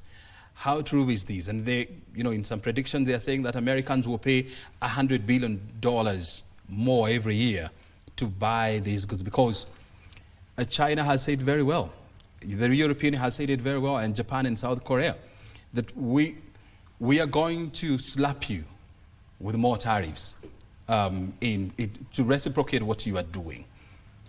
At the end of the day, there'll be a correction of sorts, because yes, in as much as the American consumer immediately, short term, carries the burden of these tariffs, because they have to be passed on. And the short term for you means for how long? Maybe another 3, 4, 5 years. For 5 years. Yeah, but in the long run, it will be beneficial to the US, because a lot of manufacturers out of the US will try set up in the US to avoid these tariffs. So there'll be, as Trump said, the creation of jobs, there'll be the building of factories, and there'll be other attendant benefits as well. It's not just jobs and factories that we are looking at. We have this issue of there's an issue called de minimis, where certain categories of goods are exported into the US without scrutiny because they are assumed to be so invaluable that they do not attract penalties or any duties or any tariffs or tariffs of any kind whatsoever. However, the export of this or the import of these goods into the US has been a conduit for drug smugglers. US has had a major issue with drugs. Right now it has what you call a fentanyl pandemic, and it's wreaking havoc across the US. So when you decide to impose a baseline tariff of 10% on everything that comes into the US, then you are able actually to custom these goods that have been zero-rated previously or have been allowed to come into the US without any duties whatsoever. And you're able to unearth the channels through which some of these things are smuggled into the US. So it's in US interests. It's the building of factories, the creation of jobs, long run, and the halting of this fentanyl pandemic basically works in US interests. It's putting America first. And I do agree with you that it is within the powers and the interests of every country to put interest first. Right. And Trump is right. Trump is an American. He's the American president. And so his first priority is America. Right. And he has never shied from telling the world that. But we also are alive to this fact that today the world is more connected. When you look at imports from China, you're talking about more than 500 billion shillings from China going to the US.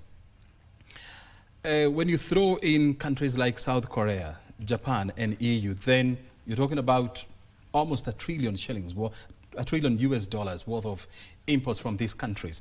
And so if these countries decide to hit back at the US with their own tariffs, isn't the US then likely to slide into recession? And analysts are warning that the likelihood of a US sliding into a recession is about 50%. O'Brien, we make an assumption. We assume that these countries export to the US for the benefit of the US without any reciprocal benefit to themselves. That's an assumption. When tariffs are imposed, they hit both sides. Tariffs are a double-edged sword, cutting both the US and the countries that export to the US. I'll give you China, for example. The Chinese economy is going to be hard hit by these tariffs because we have lots of goods and services produced and exported to the US. Lots of goods, essentially, going down even to small-time manufacturing, where you have almost like cottage industries that create goods basically for specialist stores in the US. These are going to be hit. So we are talking of literally hundreds of thousands of jobs in China at stake. To your point, it means therefore that the reciprocal tariffs that China or the others intend to levy on the US may not be as forthcoming or may not come as quickly as one would imagine they would to punish the US. They will not. What there will be is a negotiation of sorts. There'll be concessions, there'll be a lot of give and take. As we said, trade is basically reciprocal. You give, I receive, I give, you receive, more or less on the basis of an agreement. So these are the agreements that we are going to see in the days to come. There'll be a lot of backroom agreements, backroom dealing, back and forth, until levels that are agreeable to both to countries that trade with the US are reached. So that's my take. It will not be America alone going into recession. If ever it will go into recession, it will not be. It will drag the rest of the world down with it. And the rest of the world cannot afford to allow that to happen. As they say, when America coughs, the rest of the world catches a cold. And I like the fact that you're bringing in the issue of concessions here. And, Donald Trump is known the world over as a deal maker. I mean, he has carved an image of a person who is always out there to make a deal. And some analysts are saying that what Trump is doing is dangling the carrot and stick, whereby you either take the carrot or we use the stick. Do you see, and he said it very well, that he's open to negotiations with countries that are willing to engage with the U.S. to see how this can be resolved. Do you agree with them that Trump is engaging in carrot and stick diplomacy? I agree absolutely, and that's essentially what it is. It's America is Big Brother, and Big Brother is taking charge of its affairs, putting its house first of all in order, and then whipping the rest of the world in line with it. I agree absolutely. And when you look at you know, some of the things that they are going to attract high tariffs, you're talking about beer. You're talking about whiskey and tequila. You're talking about cars. The U.S. used to be the dominant car maker in the 80s. We know the Rust Belt. It's lost that market to Japan. Japan has lost that market to China. China is now the dominant car maker in the world. And when it comes to electric vehicles, which are expected to be the cars of the future, China has outpaced everyone. Yeah. Do you think, and the reason why China has done this is because of state subsidies as well as low wages, low cost of energy, among others. Do you see a situation whereby manufacturers are expected to troop back to the U.S. in their numbers? It's quite possible because when you look at you've given the car market, the car industry as an example, and how U.S. was dominant at some point in history, and how it led to the Rust Belt, which is basically a section of the U.S. That is no longer active, and the towns that are dead because production has been outsourced to other countries that are cheaper. My take is that Donald Trump is going to redress this issue of the Rust Belt, this issue of U.S. losing its dominance in one fell swoop through tariffs. You realize that, yes, China manufactures quite a bit of the electrical vehicles and that sort of thing. These are the ones that are being hit by tariffs. But you also realize that there are some components that are made within the U.S. And that when exported to countries that assemble the final product back into the U.S., attract less tariffs. So it's quite possible that we'll see a lot of manufacturing, if not of entire units, some parts, components of units done in the U.S. I'll give an example. The aviation industry, which U.S. is big on. China has a nascent aviation industry. The state has a company called Comac that is building airplanes to match, say, Boeing, to match Airbus from Europe. But you realize that there are some things, as advanced as China is, there are some things that they can't do. They must import from the U.S. They must import from the U.S. One of these is aircraft engines, which U.S. has dominated for, U.S. and of course Europe have dominated for centuries. So you find that Comac actually buys its engines from GE. And for that reason, and Rolls-Royce. And for that reason, they have to rely on the U.S. They have to set up, they won't set up their own engine manufacturing plants because they can't have the technology just yet. They have to rely on the U.S. Then you realize that even if they did get their own engines up and running, they would have a problem accessing markets of the world. Why? Because you have to get authorization from the U.S., from the Federal Aviation Authority, to be able to fly to parts of the world, to be able to put up your airlines in routes that the U.S. patronizes. So without that authority, without that clearance, you can't fly at all. So U.S. still, as you rightly put it earlier, holds a stick. It holds a stick, you toe the line, and they allow you. It's still a dominant force to reckon with.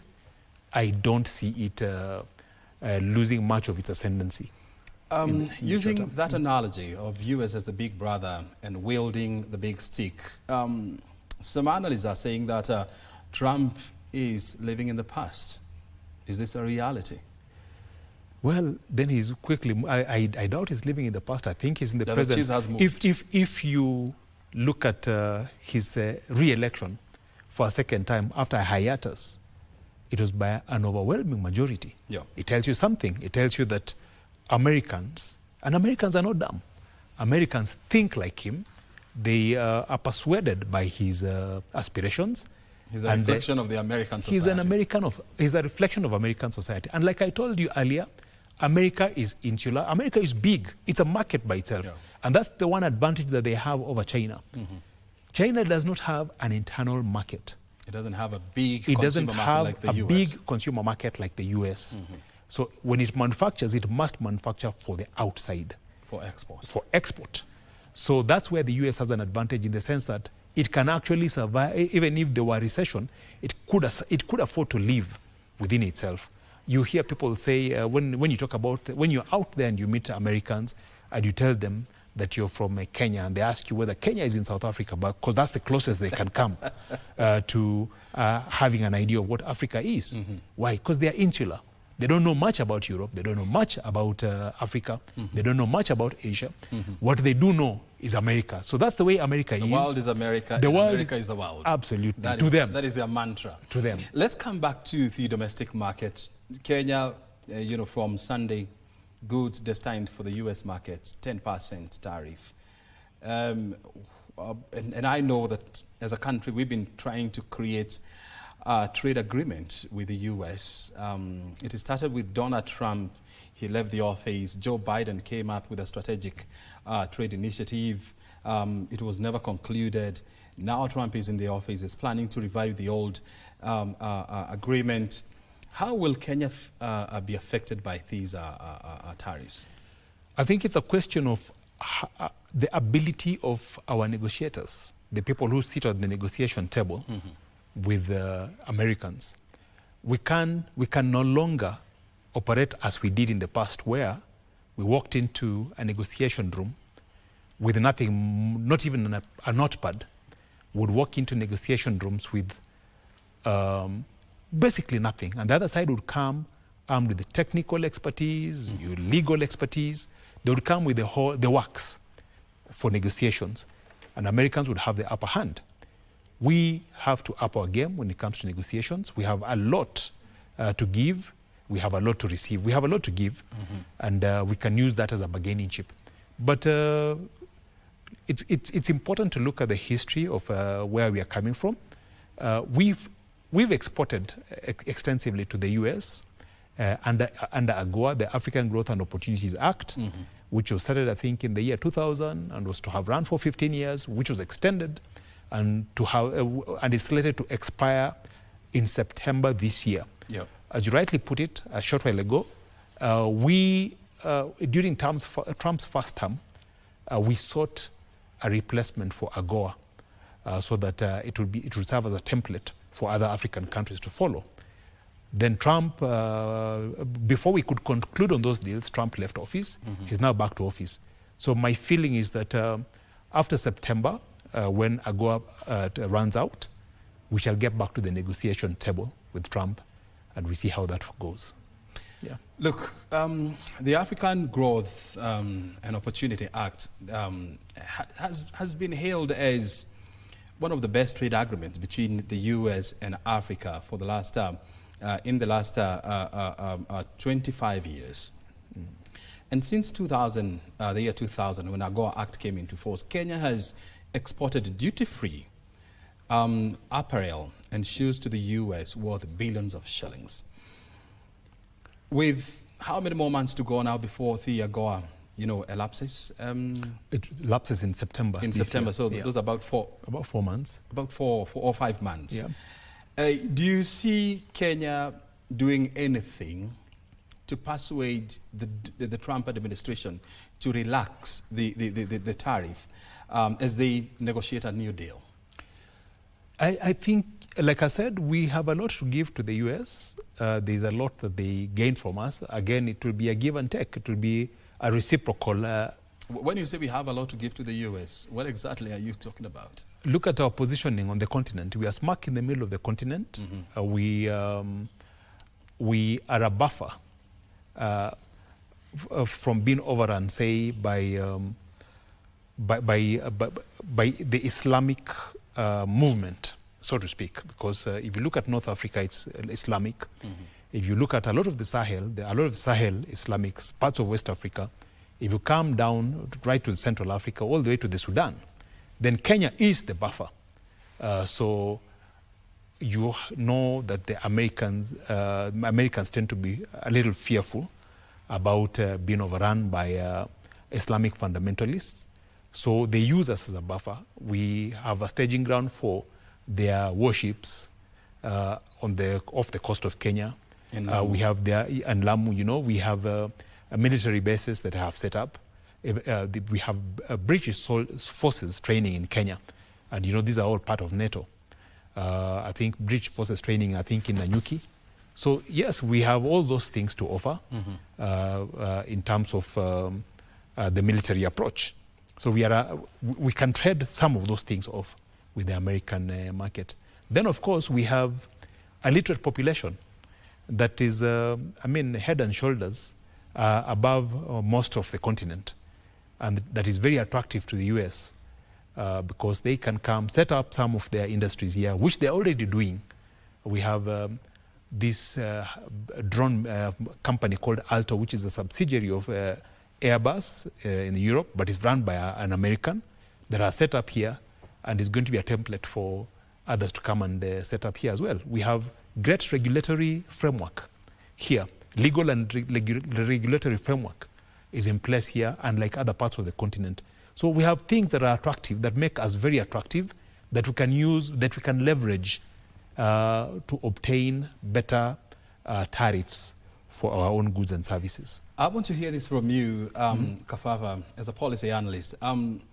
If you would happen to be in the room negotiating for Kenya, and in the same room with American trade and policy makers, and they ask you yes, and they tell you yes, we are willing to remove the tariffs for Kenya, but what are you willing to give us? What concessions would you make? Concessions to the Americans? Yeah. Yes.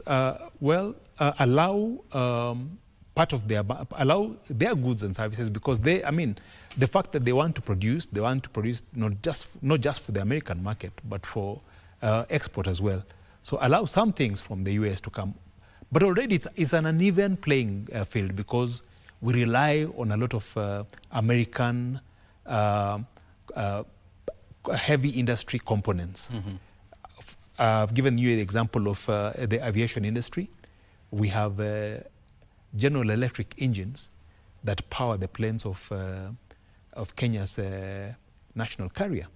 So we can allow concessions to the American people, but trade off and have them allow us benefits also from them.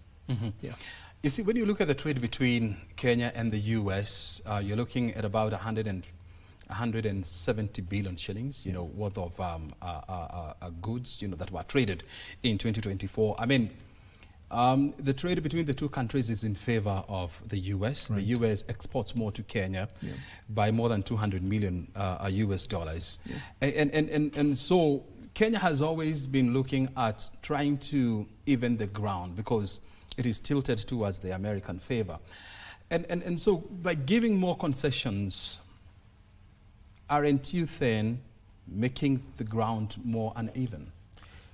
I think it's a question of Kenyans not taking up opportunities. It's rather than Americans over flooding us with their goods. We've been given a blank check to export to the US, and all we can think of is textile. And shoes. And shoes. There's a lot more. Why don't we make some of these semiconductors for the US market? Taiwan does it. What does Taiwan have on Kenya? What does it have that we do not have as Kenyans? Yeah. So there are things that we can do. We can we have steel. We can ask Americans to come and set up power plants here. We have rare earths, minerals. For the extraction of our steel, so that we can export steel billets to the US, because steel is always in demand all over the world. So those are things that we can do. but we've slept on the job. Then we have rare earth minerals that are, as you've mentioned, are used for the manufacture of communication devices. Yeah, they're used in the aviation industry, yeah, like titanium. We have lots of those things that we can leverage. Why haven't we done that? So it is we who have slept on the job. It's not the Americans. It is we who have slept on the job. We are facing what you would call a bad situation. But from what you're saying is you can turn a bad situation into a good situation. And I like the fact that you're bringing in the issue of what we can offer to the Americans. They have the resources, they have the expertise, they have the manpower. We've been battling with the issues of rare earth minerals in Taita Taveta County. We have a lot of gas off the Kenyan coastline in Lamu, in Malindi. Right. The Americans, they are at a stage whereby Trump is talking about drill, baby, drill. Right. I mean, they are out there to drill oil and gas. Right. Then how do we engage the Americans and tell them, look here, I mean, we have all this as a country, but we don't have the capacity or the technological wherewithal to exploit these. Why don't you come and do this on our behalf, like what they are trying to do with Ukraine? I would move towards green energy because we've lots of that here. We have abundance. But Trump is not even interested in that. Yeah, but we have maybe because of cost implications.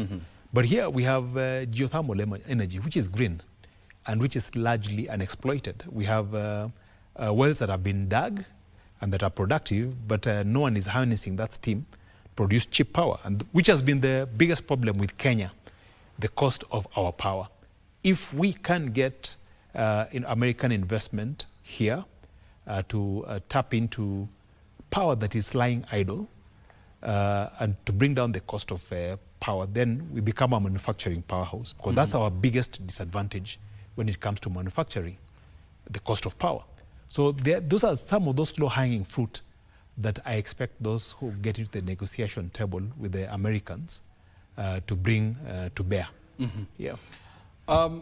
When you look at, for example, the agriculture sector, the U.S. has always been very interested in tapping Kenya's agriculture sector so that, you know, they can grow soya for their market. They can grow other products for their market.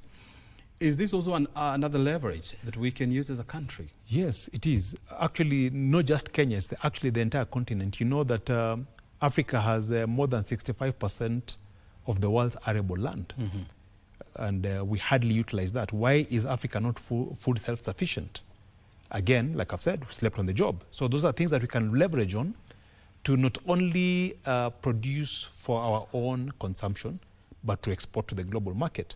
If we did things right, Africa would be the breadbasket of the entire world. Yep.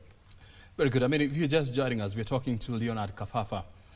He's a policy analyst. He's joining us this afternoon, actually. And our conversation revolves around the impact of the U.S. tariffs on the rest of Africa and the kind of impact they're likely to have. And also we are looking at, you know, domestically as a country, because we have been slapped by 10% tariffs for all goods destined for the U.S. market. What concessions can we make and what leverage would we have so that we can appeal to the American administration and, of course, ensure that we continue to access the American market as a country, and of course we deepen our export to the American market. And that's the kind of conversation that we are having here. You know, I'm very curious to find out, I mean, why do you think Botswana and South Africa were slapped with higher tariffs? You're talking about 37% for Botswana and 30+ for South Africa. Well, if you look at these countries, I think there are about 5-6 countries that are high net exporters to the US. And the reason why the tariff is reciprocal, the reason why they were slapped with relatively higher tariffs than the rest of the continent is because they also impose high tariffs on America. Like we've mentioned, it's reciprocal. You slap tariffs on me, I slap tariffs on you. So traditionally, these countries have slapped very high tariffs on American goods and services. on the continent, and they are high exporters to America. I mean, you've given the example of Botswana. You know, Botswana exports $459 million worth of exports.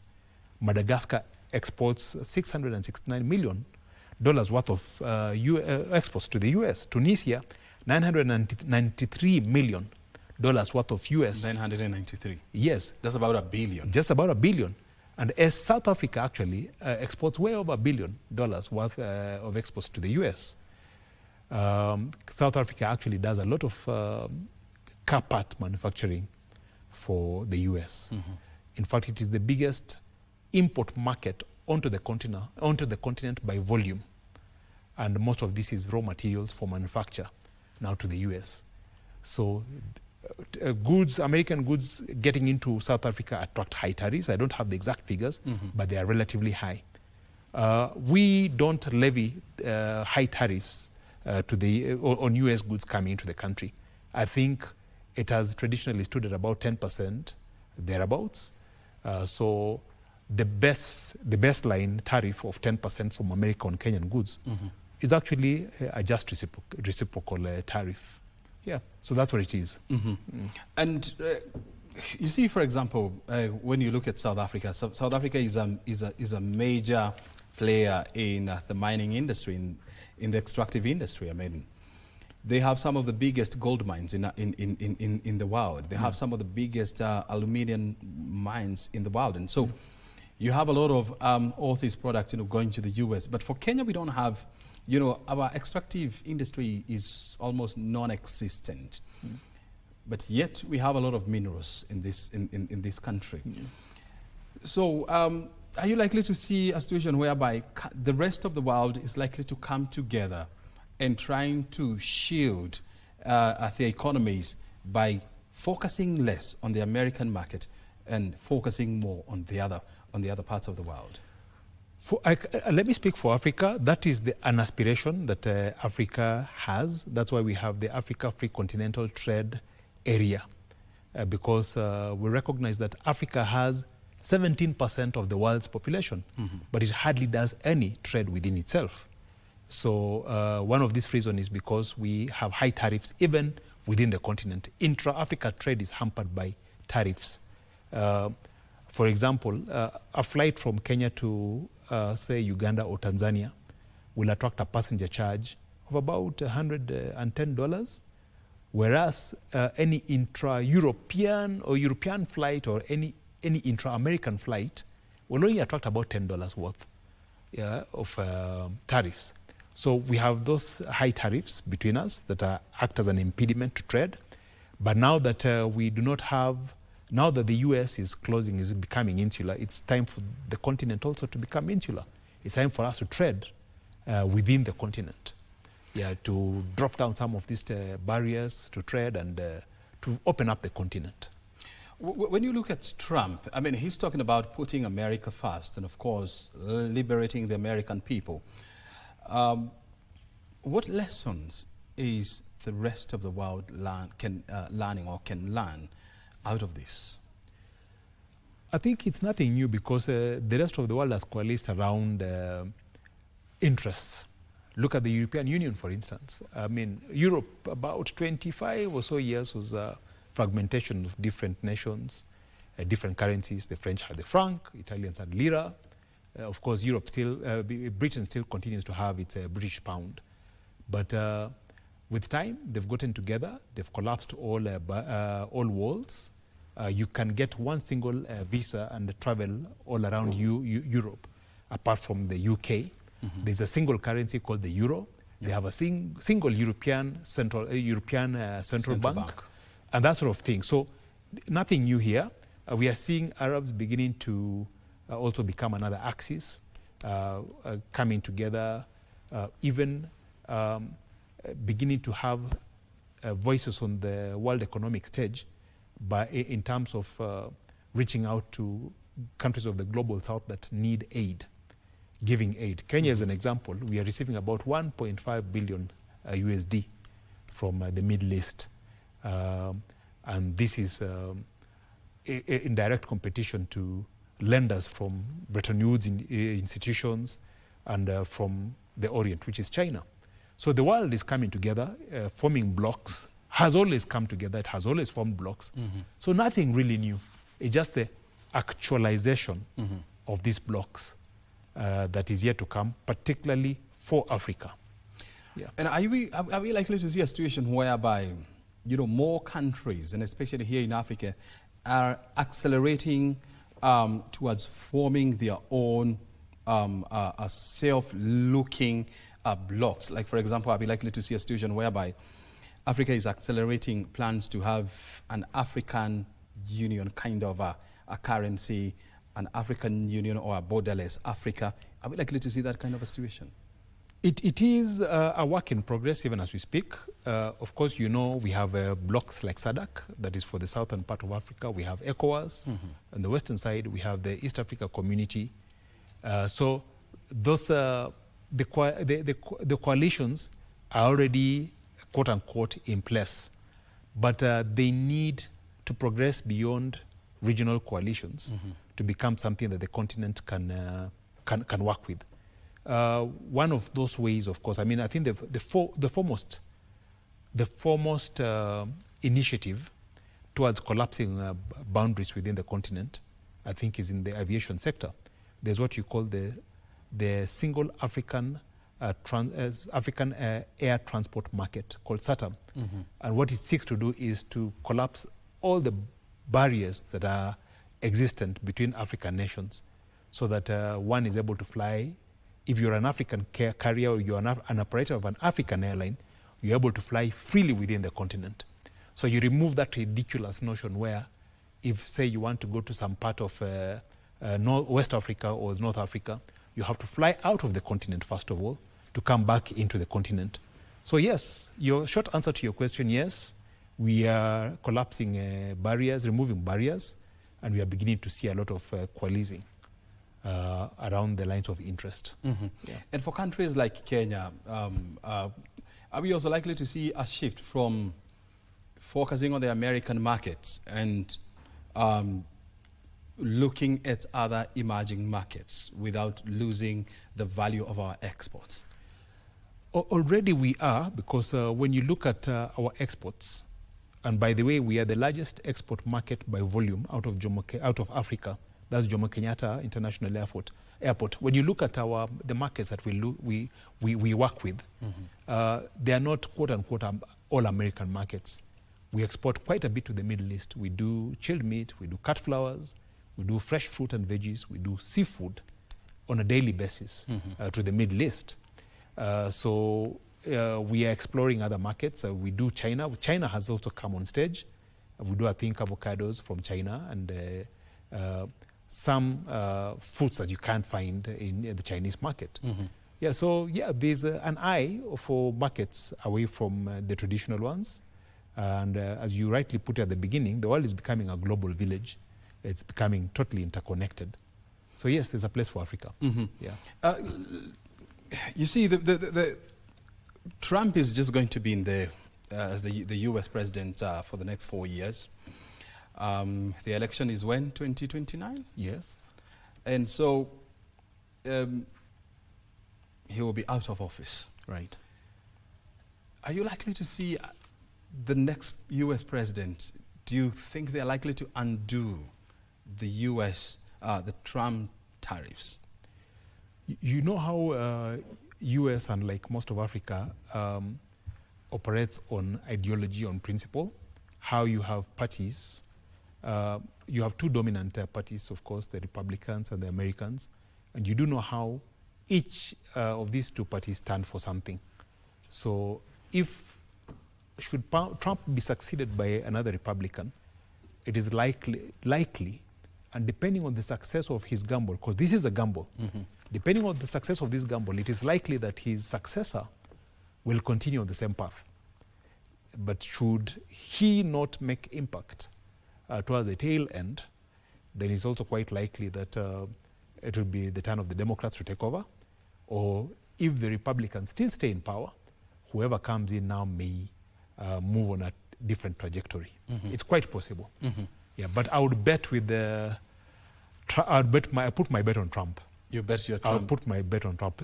Very unpopular. It's not a popular position, but that is not a fool. He knows what he's doing. He knows what he's doing. Yes. In the bigger picture, what is Trump trying to achieve? We may look at it from a trade perspective, but is that really what Trump is after? It's just American exceptionalism. That is it. Putting America first, pure and simple. Leveraging what America has, markets, yeah, a culture of consumption, to put America at the center of everything, forcing the rest of the world to fall in place. But it is good for the rest of the world because is it going to work? That's why I'm hedging my bets on Trump. I get this; it's a gamble, but I'm hedging all my bets on Trump. I'm guessing it's going to work. Yeah. Timothy, when you look at the American people, one of their biggest fear is sliding into recession, and we know the American consumers, they hate recession. I mean, just like, any other consumer. If the world gets into a recession because of this, aren't we likely to see more Americans putting pressure on Trump to relook and review his tariff agenda? There are things that are beyond Trump. If recession does come, it will be because it's something that affects the entire globe. We've been in some slow recession of sorts post-COVID. We've never really gotten back to where we were. When you look at employment levels, when you look at the levels of inflation, and what different central banks do to control that inflation, raising of interest rates and that sort of thing, you realize that we have been on a slow burn of sorts. So it will not be entirely Trump's fault. But I do think, again, like I said, I've hedged my bets on Trump. I do think he's going to reverse that downward spiral to a great extent, to the effect that by the tail end of his term, America and consequently the world will be in a much better place. When we all find our equilibrium, as indeed we will, when we win ourselves, some of us who are really dependent on American aid, when we can do much more for ourselves, when we win ourselves of that aid, then we will be in a much better place as the world. This is being seen like the US versus the rest of the world. The American economy constitutes almost 25% of the global economy. Right. So you have 75%, made of European, Asia, and African markets. Are we likely to see an American versus the rest of us kind of a trade scenario? If we did, it would be unfortunate because America is just looking after its own interests, same as everyone else is. I mean, that is why the rest of the world is contemplating retaliatory tariffs. Why are they doing this? It's because they're also looking out for their own interests. So I doubt it will be America versus the rest of the world. As you said, as you rightly put it, we are all interconnected. At some point, reason will prevail. If it hasn't already, Trump is simply setting the stage for renegotiations. There are no free lunches. So that's what he's telling the world. There are no free lunches. There's no such a thing as a free lunch. Everyone has to carry their burden justly, as they should. And America is now not going to shoulder the burden of the rest of the world. Plain and simple. So it cannot be that it's America versus the rest of the world. It isn't. It's just America first, and then the rest of the world now gets to put themselves first as well. Look, after the World War II in 1945, the US started a platform of what was being dubbed as a coalition of the willing. And since then, it has managed to marshal a strong coalition of what it calls strategic allies. You're talking about countries like Britain in Europe. You're talking about South Korea, Japan. But the same countries who are considered to be close allies of the US have been lumped up together with what Americans call their strategic enemies. Countries like China, Now they have been lumped up together and they're being slapped with tariffs. Are we likely to see a situation whereby American allies are coming together with American strategic enemies? I doubt that situation will arise. Remember, I wanted to give you an example for it. We have seen a situation where South Korea, Japan, and China, just the other day they held a trade meeting. You know, the first one in very many years, just to strategize on how to respond to American tariffs. This is just one of the examples. But you do know that South Korea, China, and the other country that you mentioned, Japan. Yes, in as much as they are allies of America, they are also economic powerhouses in their own right. And they have to look after their own interests. But let me take you back to the onset of this interview, where I mentioned that from 1945, America has been carrying the rest of the world. The formation of things like the UN, the formation of programs under the UN heavily funded by America, organizations like the World Health Organization funded heavily by America, you know, most of that input from America.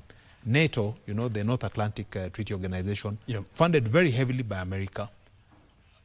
It has gotten to a point where that kind of burden on America is now unsustainable. And and America is simply saying it's now time to let the rest of the world shoulder other burdens as well. So when it slaps tariffs on goods and services, it's saying there's no such a thing as a free lunch anymore, at least not from America. You slap tariffs on me, I reciprocate by slapping tariffs on you. It's a case of scratch my back, I scratch yours. But again, the end game is a negotiation.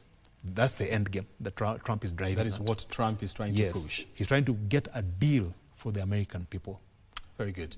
I mean, if you're just joining us, we're looking at the impact of the American trade tariffs that were unveiled yesterday by US President Donald Trump on the rest of the world. Kenya is one of the countries slapped with a 10% tariff for all goods destined for the US market. Many countries, you know, are still scratching the surface, trying to understand how they are going to respond to these new tariffs.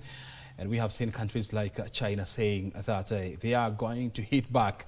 They're going to hit the US hard, while where it matters most.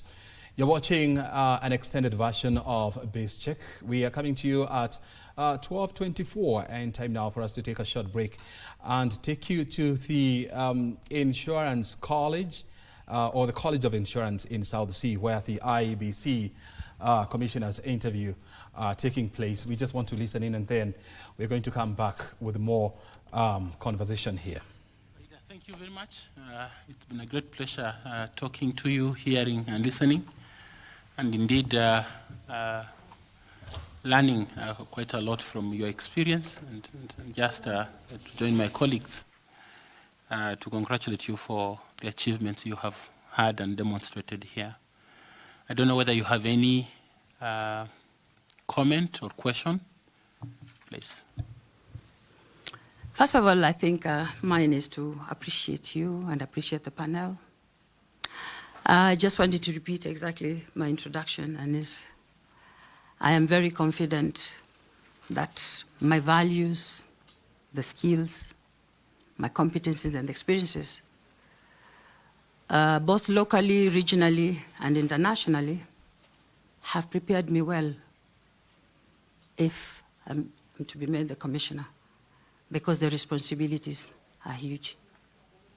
I also believe that serving the public is a calling, and it's a privilege which I cannot take it for granted. I am a champion of change, I'm a champion of reforms, and I will be honored if I'm given an opportunity to serve, to be part of the team that can bring back that public trust and the credibility in our electoral processes, because I believe I have a passion for strengthening the democratic processes through fair, free, and credible election. Thank you so much, and have a blessed afternoon. Thank you. Feel free to pick your notebook and the pen you used. There's even some water there if you so wish to pick. Kindly feel free. You'll find your certificates at the door as you walk out. Blessings to you. Asante, wish you well. Well, that is what is happening at the College of Insurance, where commissioners or where various candidates are being interviewed for the commissioner's position of IEBC. Remember, this exercise is expected to continue until the 24th of this month. And as your national broadcaster will, of course, keep you posted on who is being interviewed, what are they saying. And, of course, at the end of it all, we shall definitely give you the list of the finalists and the people who will be picked to spearhead reforms at the Independent Electoral and Boundaries Commission, which is a critical institution in the politics of this country. Well, that is what is happening there. And, of course, remember the president is on a tour of Mount Kenya regions. He's on a 5-day development tours, and of course he has been to various counties from Meru to Embu.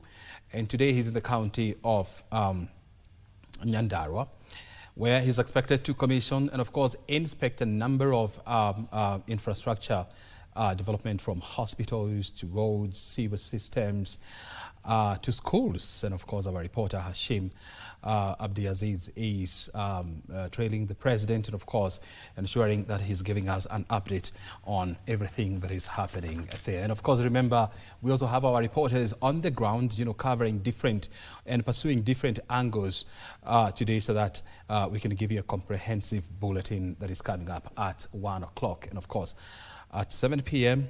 as well as 9 p.m. My name is O'Brien Kimani. We continue with the conversations here. And of course, we are in the company of Leonard Kafafa. He's a policy analyst, and our conversation this morning, actually this afternoon, it revolves around the new U.S. trade tariffs that were unveiled yesterday at the Rose Gardens outside the White House to a packed crowd. And this is what Donald Trump is calling the liberation of America. And the question is, will these tariffs work? How other countries are responding? Are the markets impacted by this? What is the long-term impact of these tariffs? And as a country, you know, Kenya, what opportunities are there? Is this a bad problem? A bad problem that we can turn into a good idea? Those are some of the issues we are discussing here with Leonard Kafafa. He's a public policy analyst, and of course, he's also into the aviation industry. And I wanted to hear this, Leonard. I mean, you know, one of the things that Kenya has been talking about is exporting more manufactured products to the U.S. And I know that there are conversations taking place on how to address the issues of phytosanitary tariffs. There has been an attempt by Kenya to start exporting vegetables and cut flowers to the U.S. market. Is this likely to be a setback, the new tariffs? I don't think so, because like we've said, the cost of these tariffs will be eventually borne by the American people. Because when Trump levies 10% on Kenyan goods, as he has, it means we are competitive vis-a-vis the rest of the world exporting to the US, vis-a-vis, say, South Africa, which is, or Egypt, which is exporting at more than 10%, or Morocco, or any other country around the world that has been levied far more than we have, whose tariffs, let me put it this way, we are competing with other countries around the globe that have higher tariffs for entry of their goods into the US market than we do. Ours is at 10%. So I don't think we will lose our exceptionalism, especially when it comes to the production of cut flowers and the things that we are good at here as a country. Yeah. And the issue here that you have to consider is the reality that, you know, when you look at the distance between Kenya and the US, it's quite a long distance, because you either have to go through the Cape of Good Hope or you go through the Suez Canal. which is also facing its own security challenges. And so the best bet here is the Cape of Good Hope, whereby you have to go through South of Africa, Cape Town, and then you go up for you to access the American market. And this is expected to make exports to the US more expensive. When you now put the 10% a tariff, then things to the US are likely to be more expensive. And today's consumer, they are not looking for expensive product. They're looking, yes, for quality, but at the lowest price. Yeah. Are we disadvantaged at some point? For the moment, we don't have a lot of stuff that goes via sea. That is exported via sea out of Kenya. The bulk of our exports, I think, is from JKI. As I said, it's the biggest export hub on the continent by volume. And the reason is a lot of our exports are perishables. Like I mentioned, seafood, cut flowers, fresh veggies, fresh fruit. These are things, chilled meat. These are things that have a lifespan, a limited lifespan, and most times cannot endure the rigors of export by sea. So to that end, we are not yet disadvantaged to that end. But the disadvantage may arise when we have a lot more textile products leaving, finished goods. You mentioned the aspiration to finish our goods here because we don't own a lot of the value chain here. We are basic producers, and a lot of our stuff is finished overseas. So when we do own the complete value chain, then we may just be a little bit constrained. Not too much, though. Yeah. Yes, it is true, and you're right that our exports to the U.S. market, is majorly through air. But we've been having conversations, as a country, where we want to start exporting our coffee beans to the American market. The U.S. is one of the biggest consumers of coffee in the world, and Kenya has been working very hard to ensure that we tap that market so that we can benefit from what we call the top dollar impact.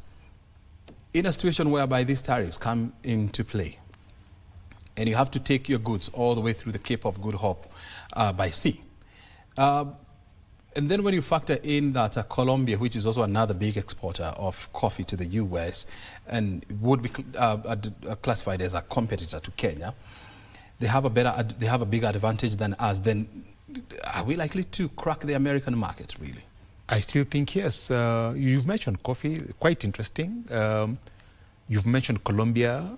Of course, there are other big coffee producers like Brazil. But I will tell you that these are bulk producers. For the export market, of course, America. And when you produce in bulk, then there's a way you sell your commodity. It does not command a premium price like somebody who does specialty coffee. Now, Kenyan tea is deemed specialty coffee. In fact, if you look at Kenyan tea, most of the time it is exported and re-exported even from the countries that we export to after blending with the local varieties. The same thing with tea. Same thing with tea, because our products tend to be high quality, arguably the world's highest quality. So these are specialty products. For specialty products command a different price from ordinary commodities. They come at a premium. They are sold at a premium. So the rigors of a difficult sea route notwithstanding, these products, well marketed, will still command a premium price on the other side, will be sought after for the fact that they are specialty products. It will not diminish their demand across on the other side. What will happen to small companies that had identified the American market as a niche market for their product, and their eyes have been on the U.S. market? What would your advice to these companies, SMEs and all that? For my advice to Kenyans is basically to focus on the specialty market, because specialty market is not price sensitive.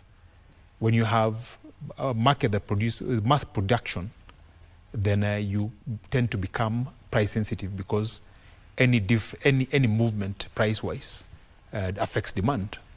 Whether the movement is upward or downward, it affects the demand. But when you have a specialty product, you've restricted supply of that specialty product, you've sold it to certain markets only, exclusively, then you're unrestricted by the prices that are commanded by the rest of the world. So that's my advice. We've just used that example of our coffee. We use the example of our tea and how our coffee is actually specialty coffee. Because if you compare the levels that we produce here in Kenya and you compare what Ethiopia puts out there, Ethiopia, I think, is doing over 10 times what we do. But theirs is a commodities mass market. Ours is specialty coffee. So that's the difference. If we focus on specialty coffee, we will not be affected in any way. Yeah. You talked about market correction, yes. And it's definitely happened at some point. How do you see the markets correcting itself, and what kind of what shape will it take? For the moment, I mean, like I said earlier, US has been carrying the burden of the world, a lot of the world. I mean, it's carried the health burden of the global south. Kenya has been a beneficiary of mosquito nets, it's been a beneficiary of HIV prophylactics, and other treatment for HIV. So other countries of the global south have actually been in a similar position. That position is now untenable for the US. And short term, of course, there will be a spike in preventable diseases, especially in Kenya and other third world countries. Short term, before people adjust to the new reality. So that's the sort of correction I'm talking about. When you adjust to the new reality and you take preemptive measures to keep yourself safe, to keep yourself alive, then that's the sort of correction that we will be looking at, in the near future. Yeah. And the American consumers, how do you expect them to adjust to the new realities that they will pay more for goods and services? They don't have a choice short term. They don't have a choice short term, but long term, especially in the next 2 to 3 or 4 years, when a lot of production is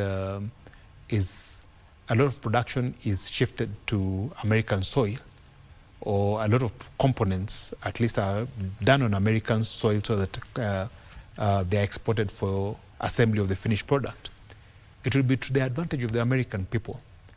But short term, that is the midterm view. Short term, we see importers, we see distributors of these goods absorbing the impact of these tariffs short term, so that the demand in the American market is sustained. So that's the short term view. The mid-term view is that the increase in terms of jobs, in terms of the industries, will more than make up for the tariffs that are being levied on American goods, on goods and services exported to America. Yeah. In the short term, are we likely to see supply chain disruptions?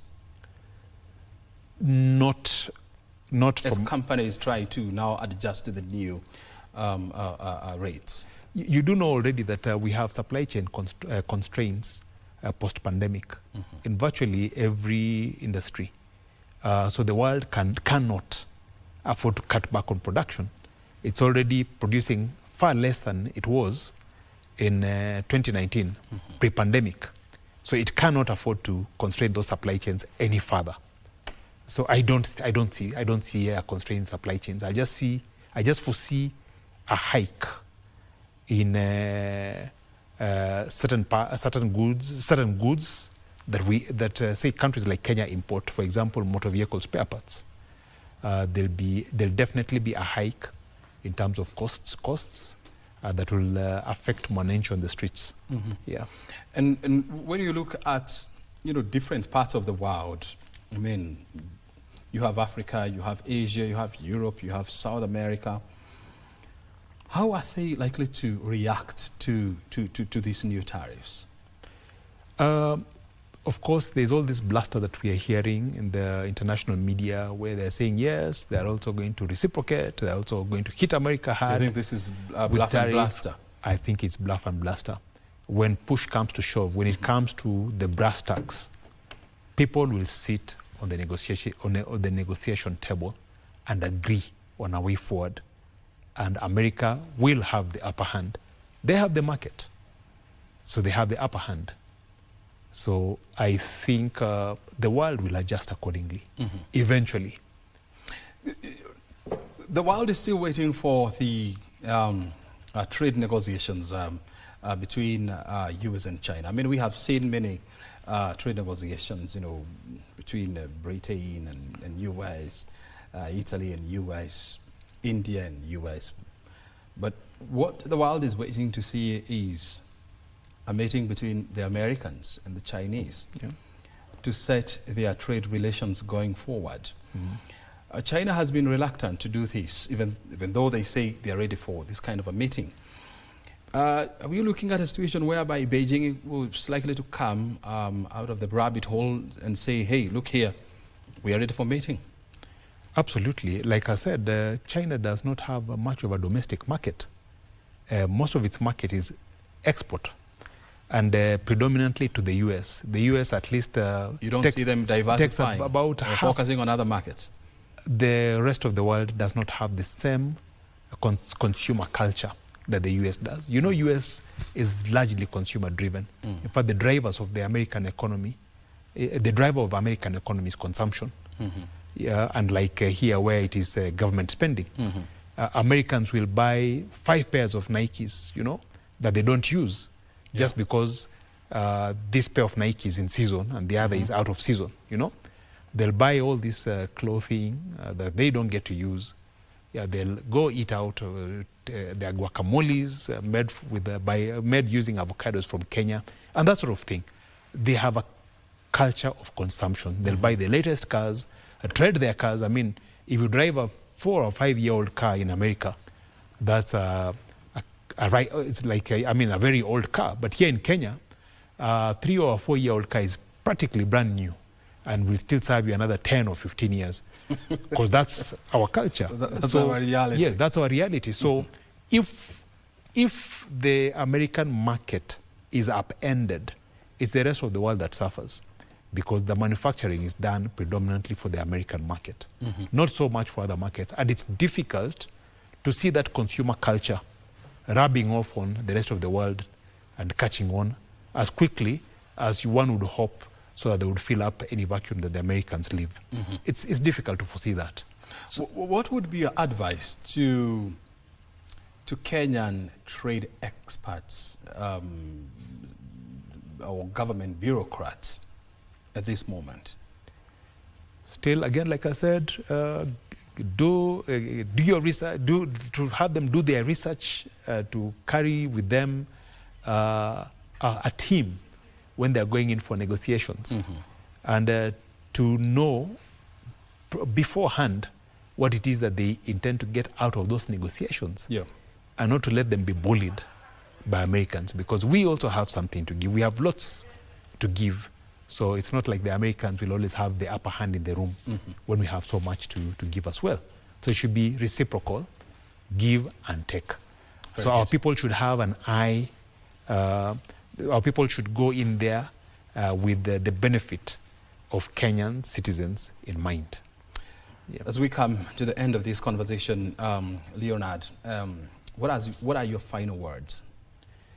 These are interesting times, unprecedented, because as has been said, America has never levied the kind of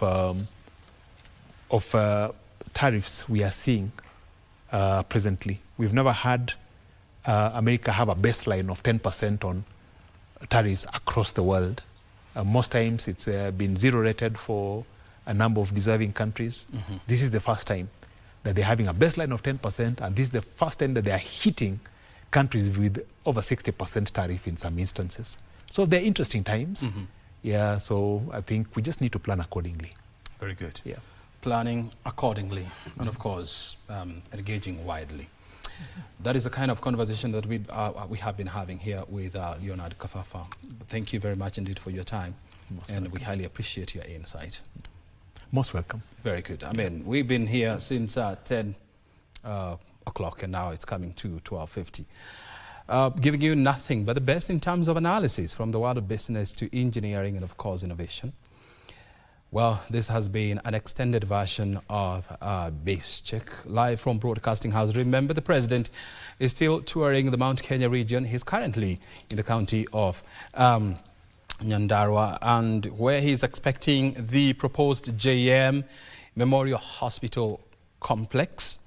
He's also inspecting project under the last mile connectivity and, of course, the affordable housing in All Kalau town in Nyandarua County. All these, we have our reporter on the ground, Hashim Abdiaziz, will be giving us more updates and, of course, more ideas on what's coming up next in this trip. Remember, this development tour is coming to a close on Saturday, with Kiambu County being the last on these lists. O'Brien Kimani is my name. Thank you so very much indeed for joining us. At O'Brien Kimani is my Twitter handle. Thank you for your time and, of course, for your contribution. On behalf of everyone here in studio, thank you, and do have yourself a good afternoon.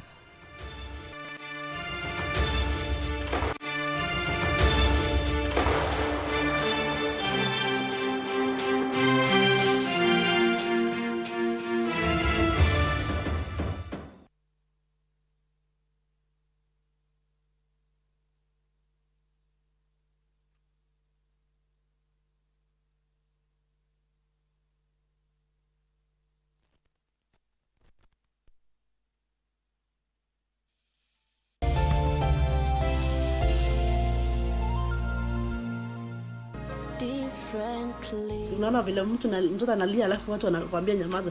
Sisi wakati yeye alilia, the first cry, tulitoa machozi. Neurological conditions si uchawi. Hawajarogwa. Neurological conditions or disability haiambukizani, maana si ugonjwa. If I tell them up like, "Mama ako sawa, ako tuna challenges zake but ako sawa." Yeye akikuwa si angekuwa ng'ombe tungemchinja. Differently.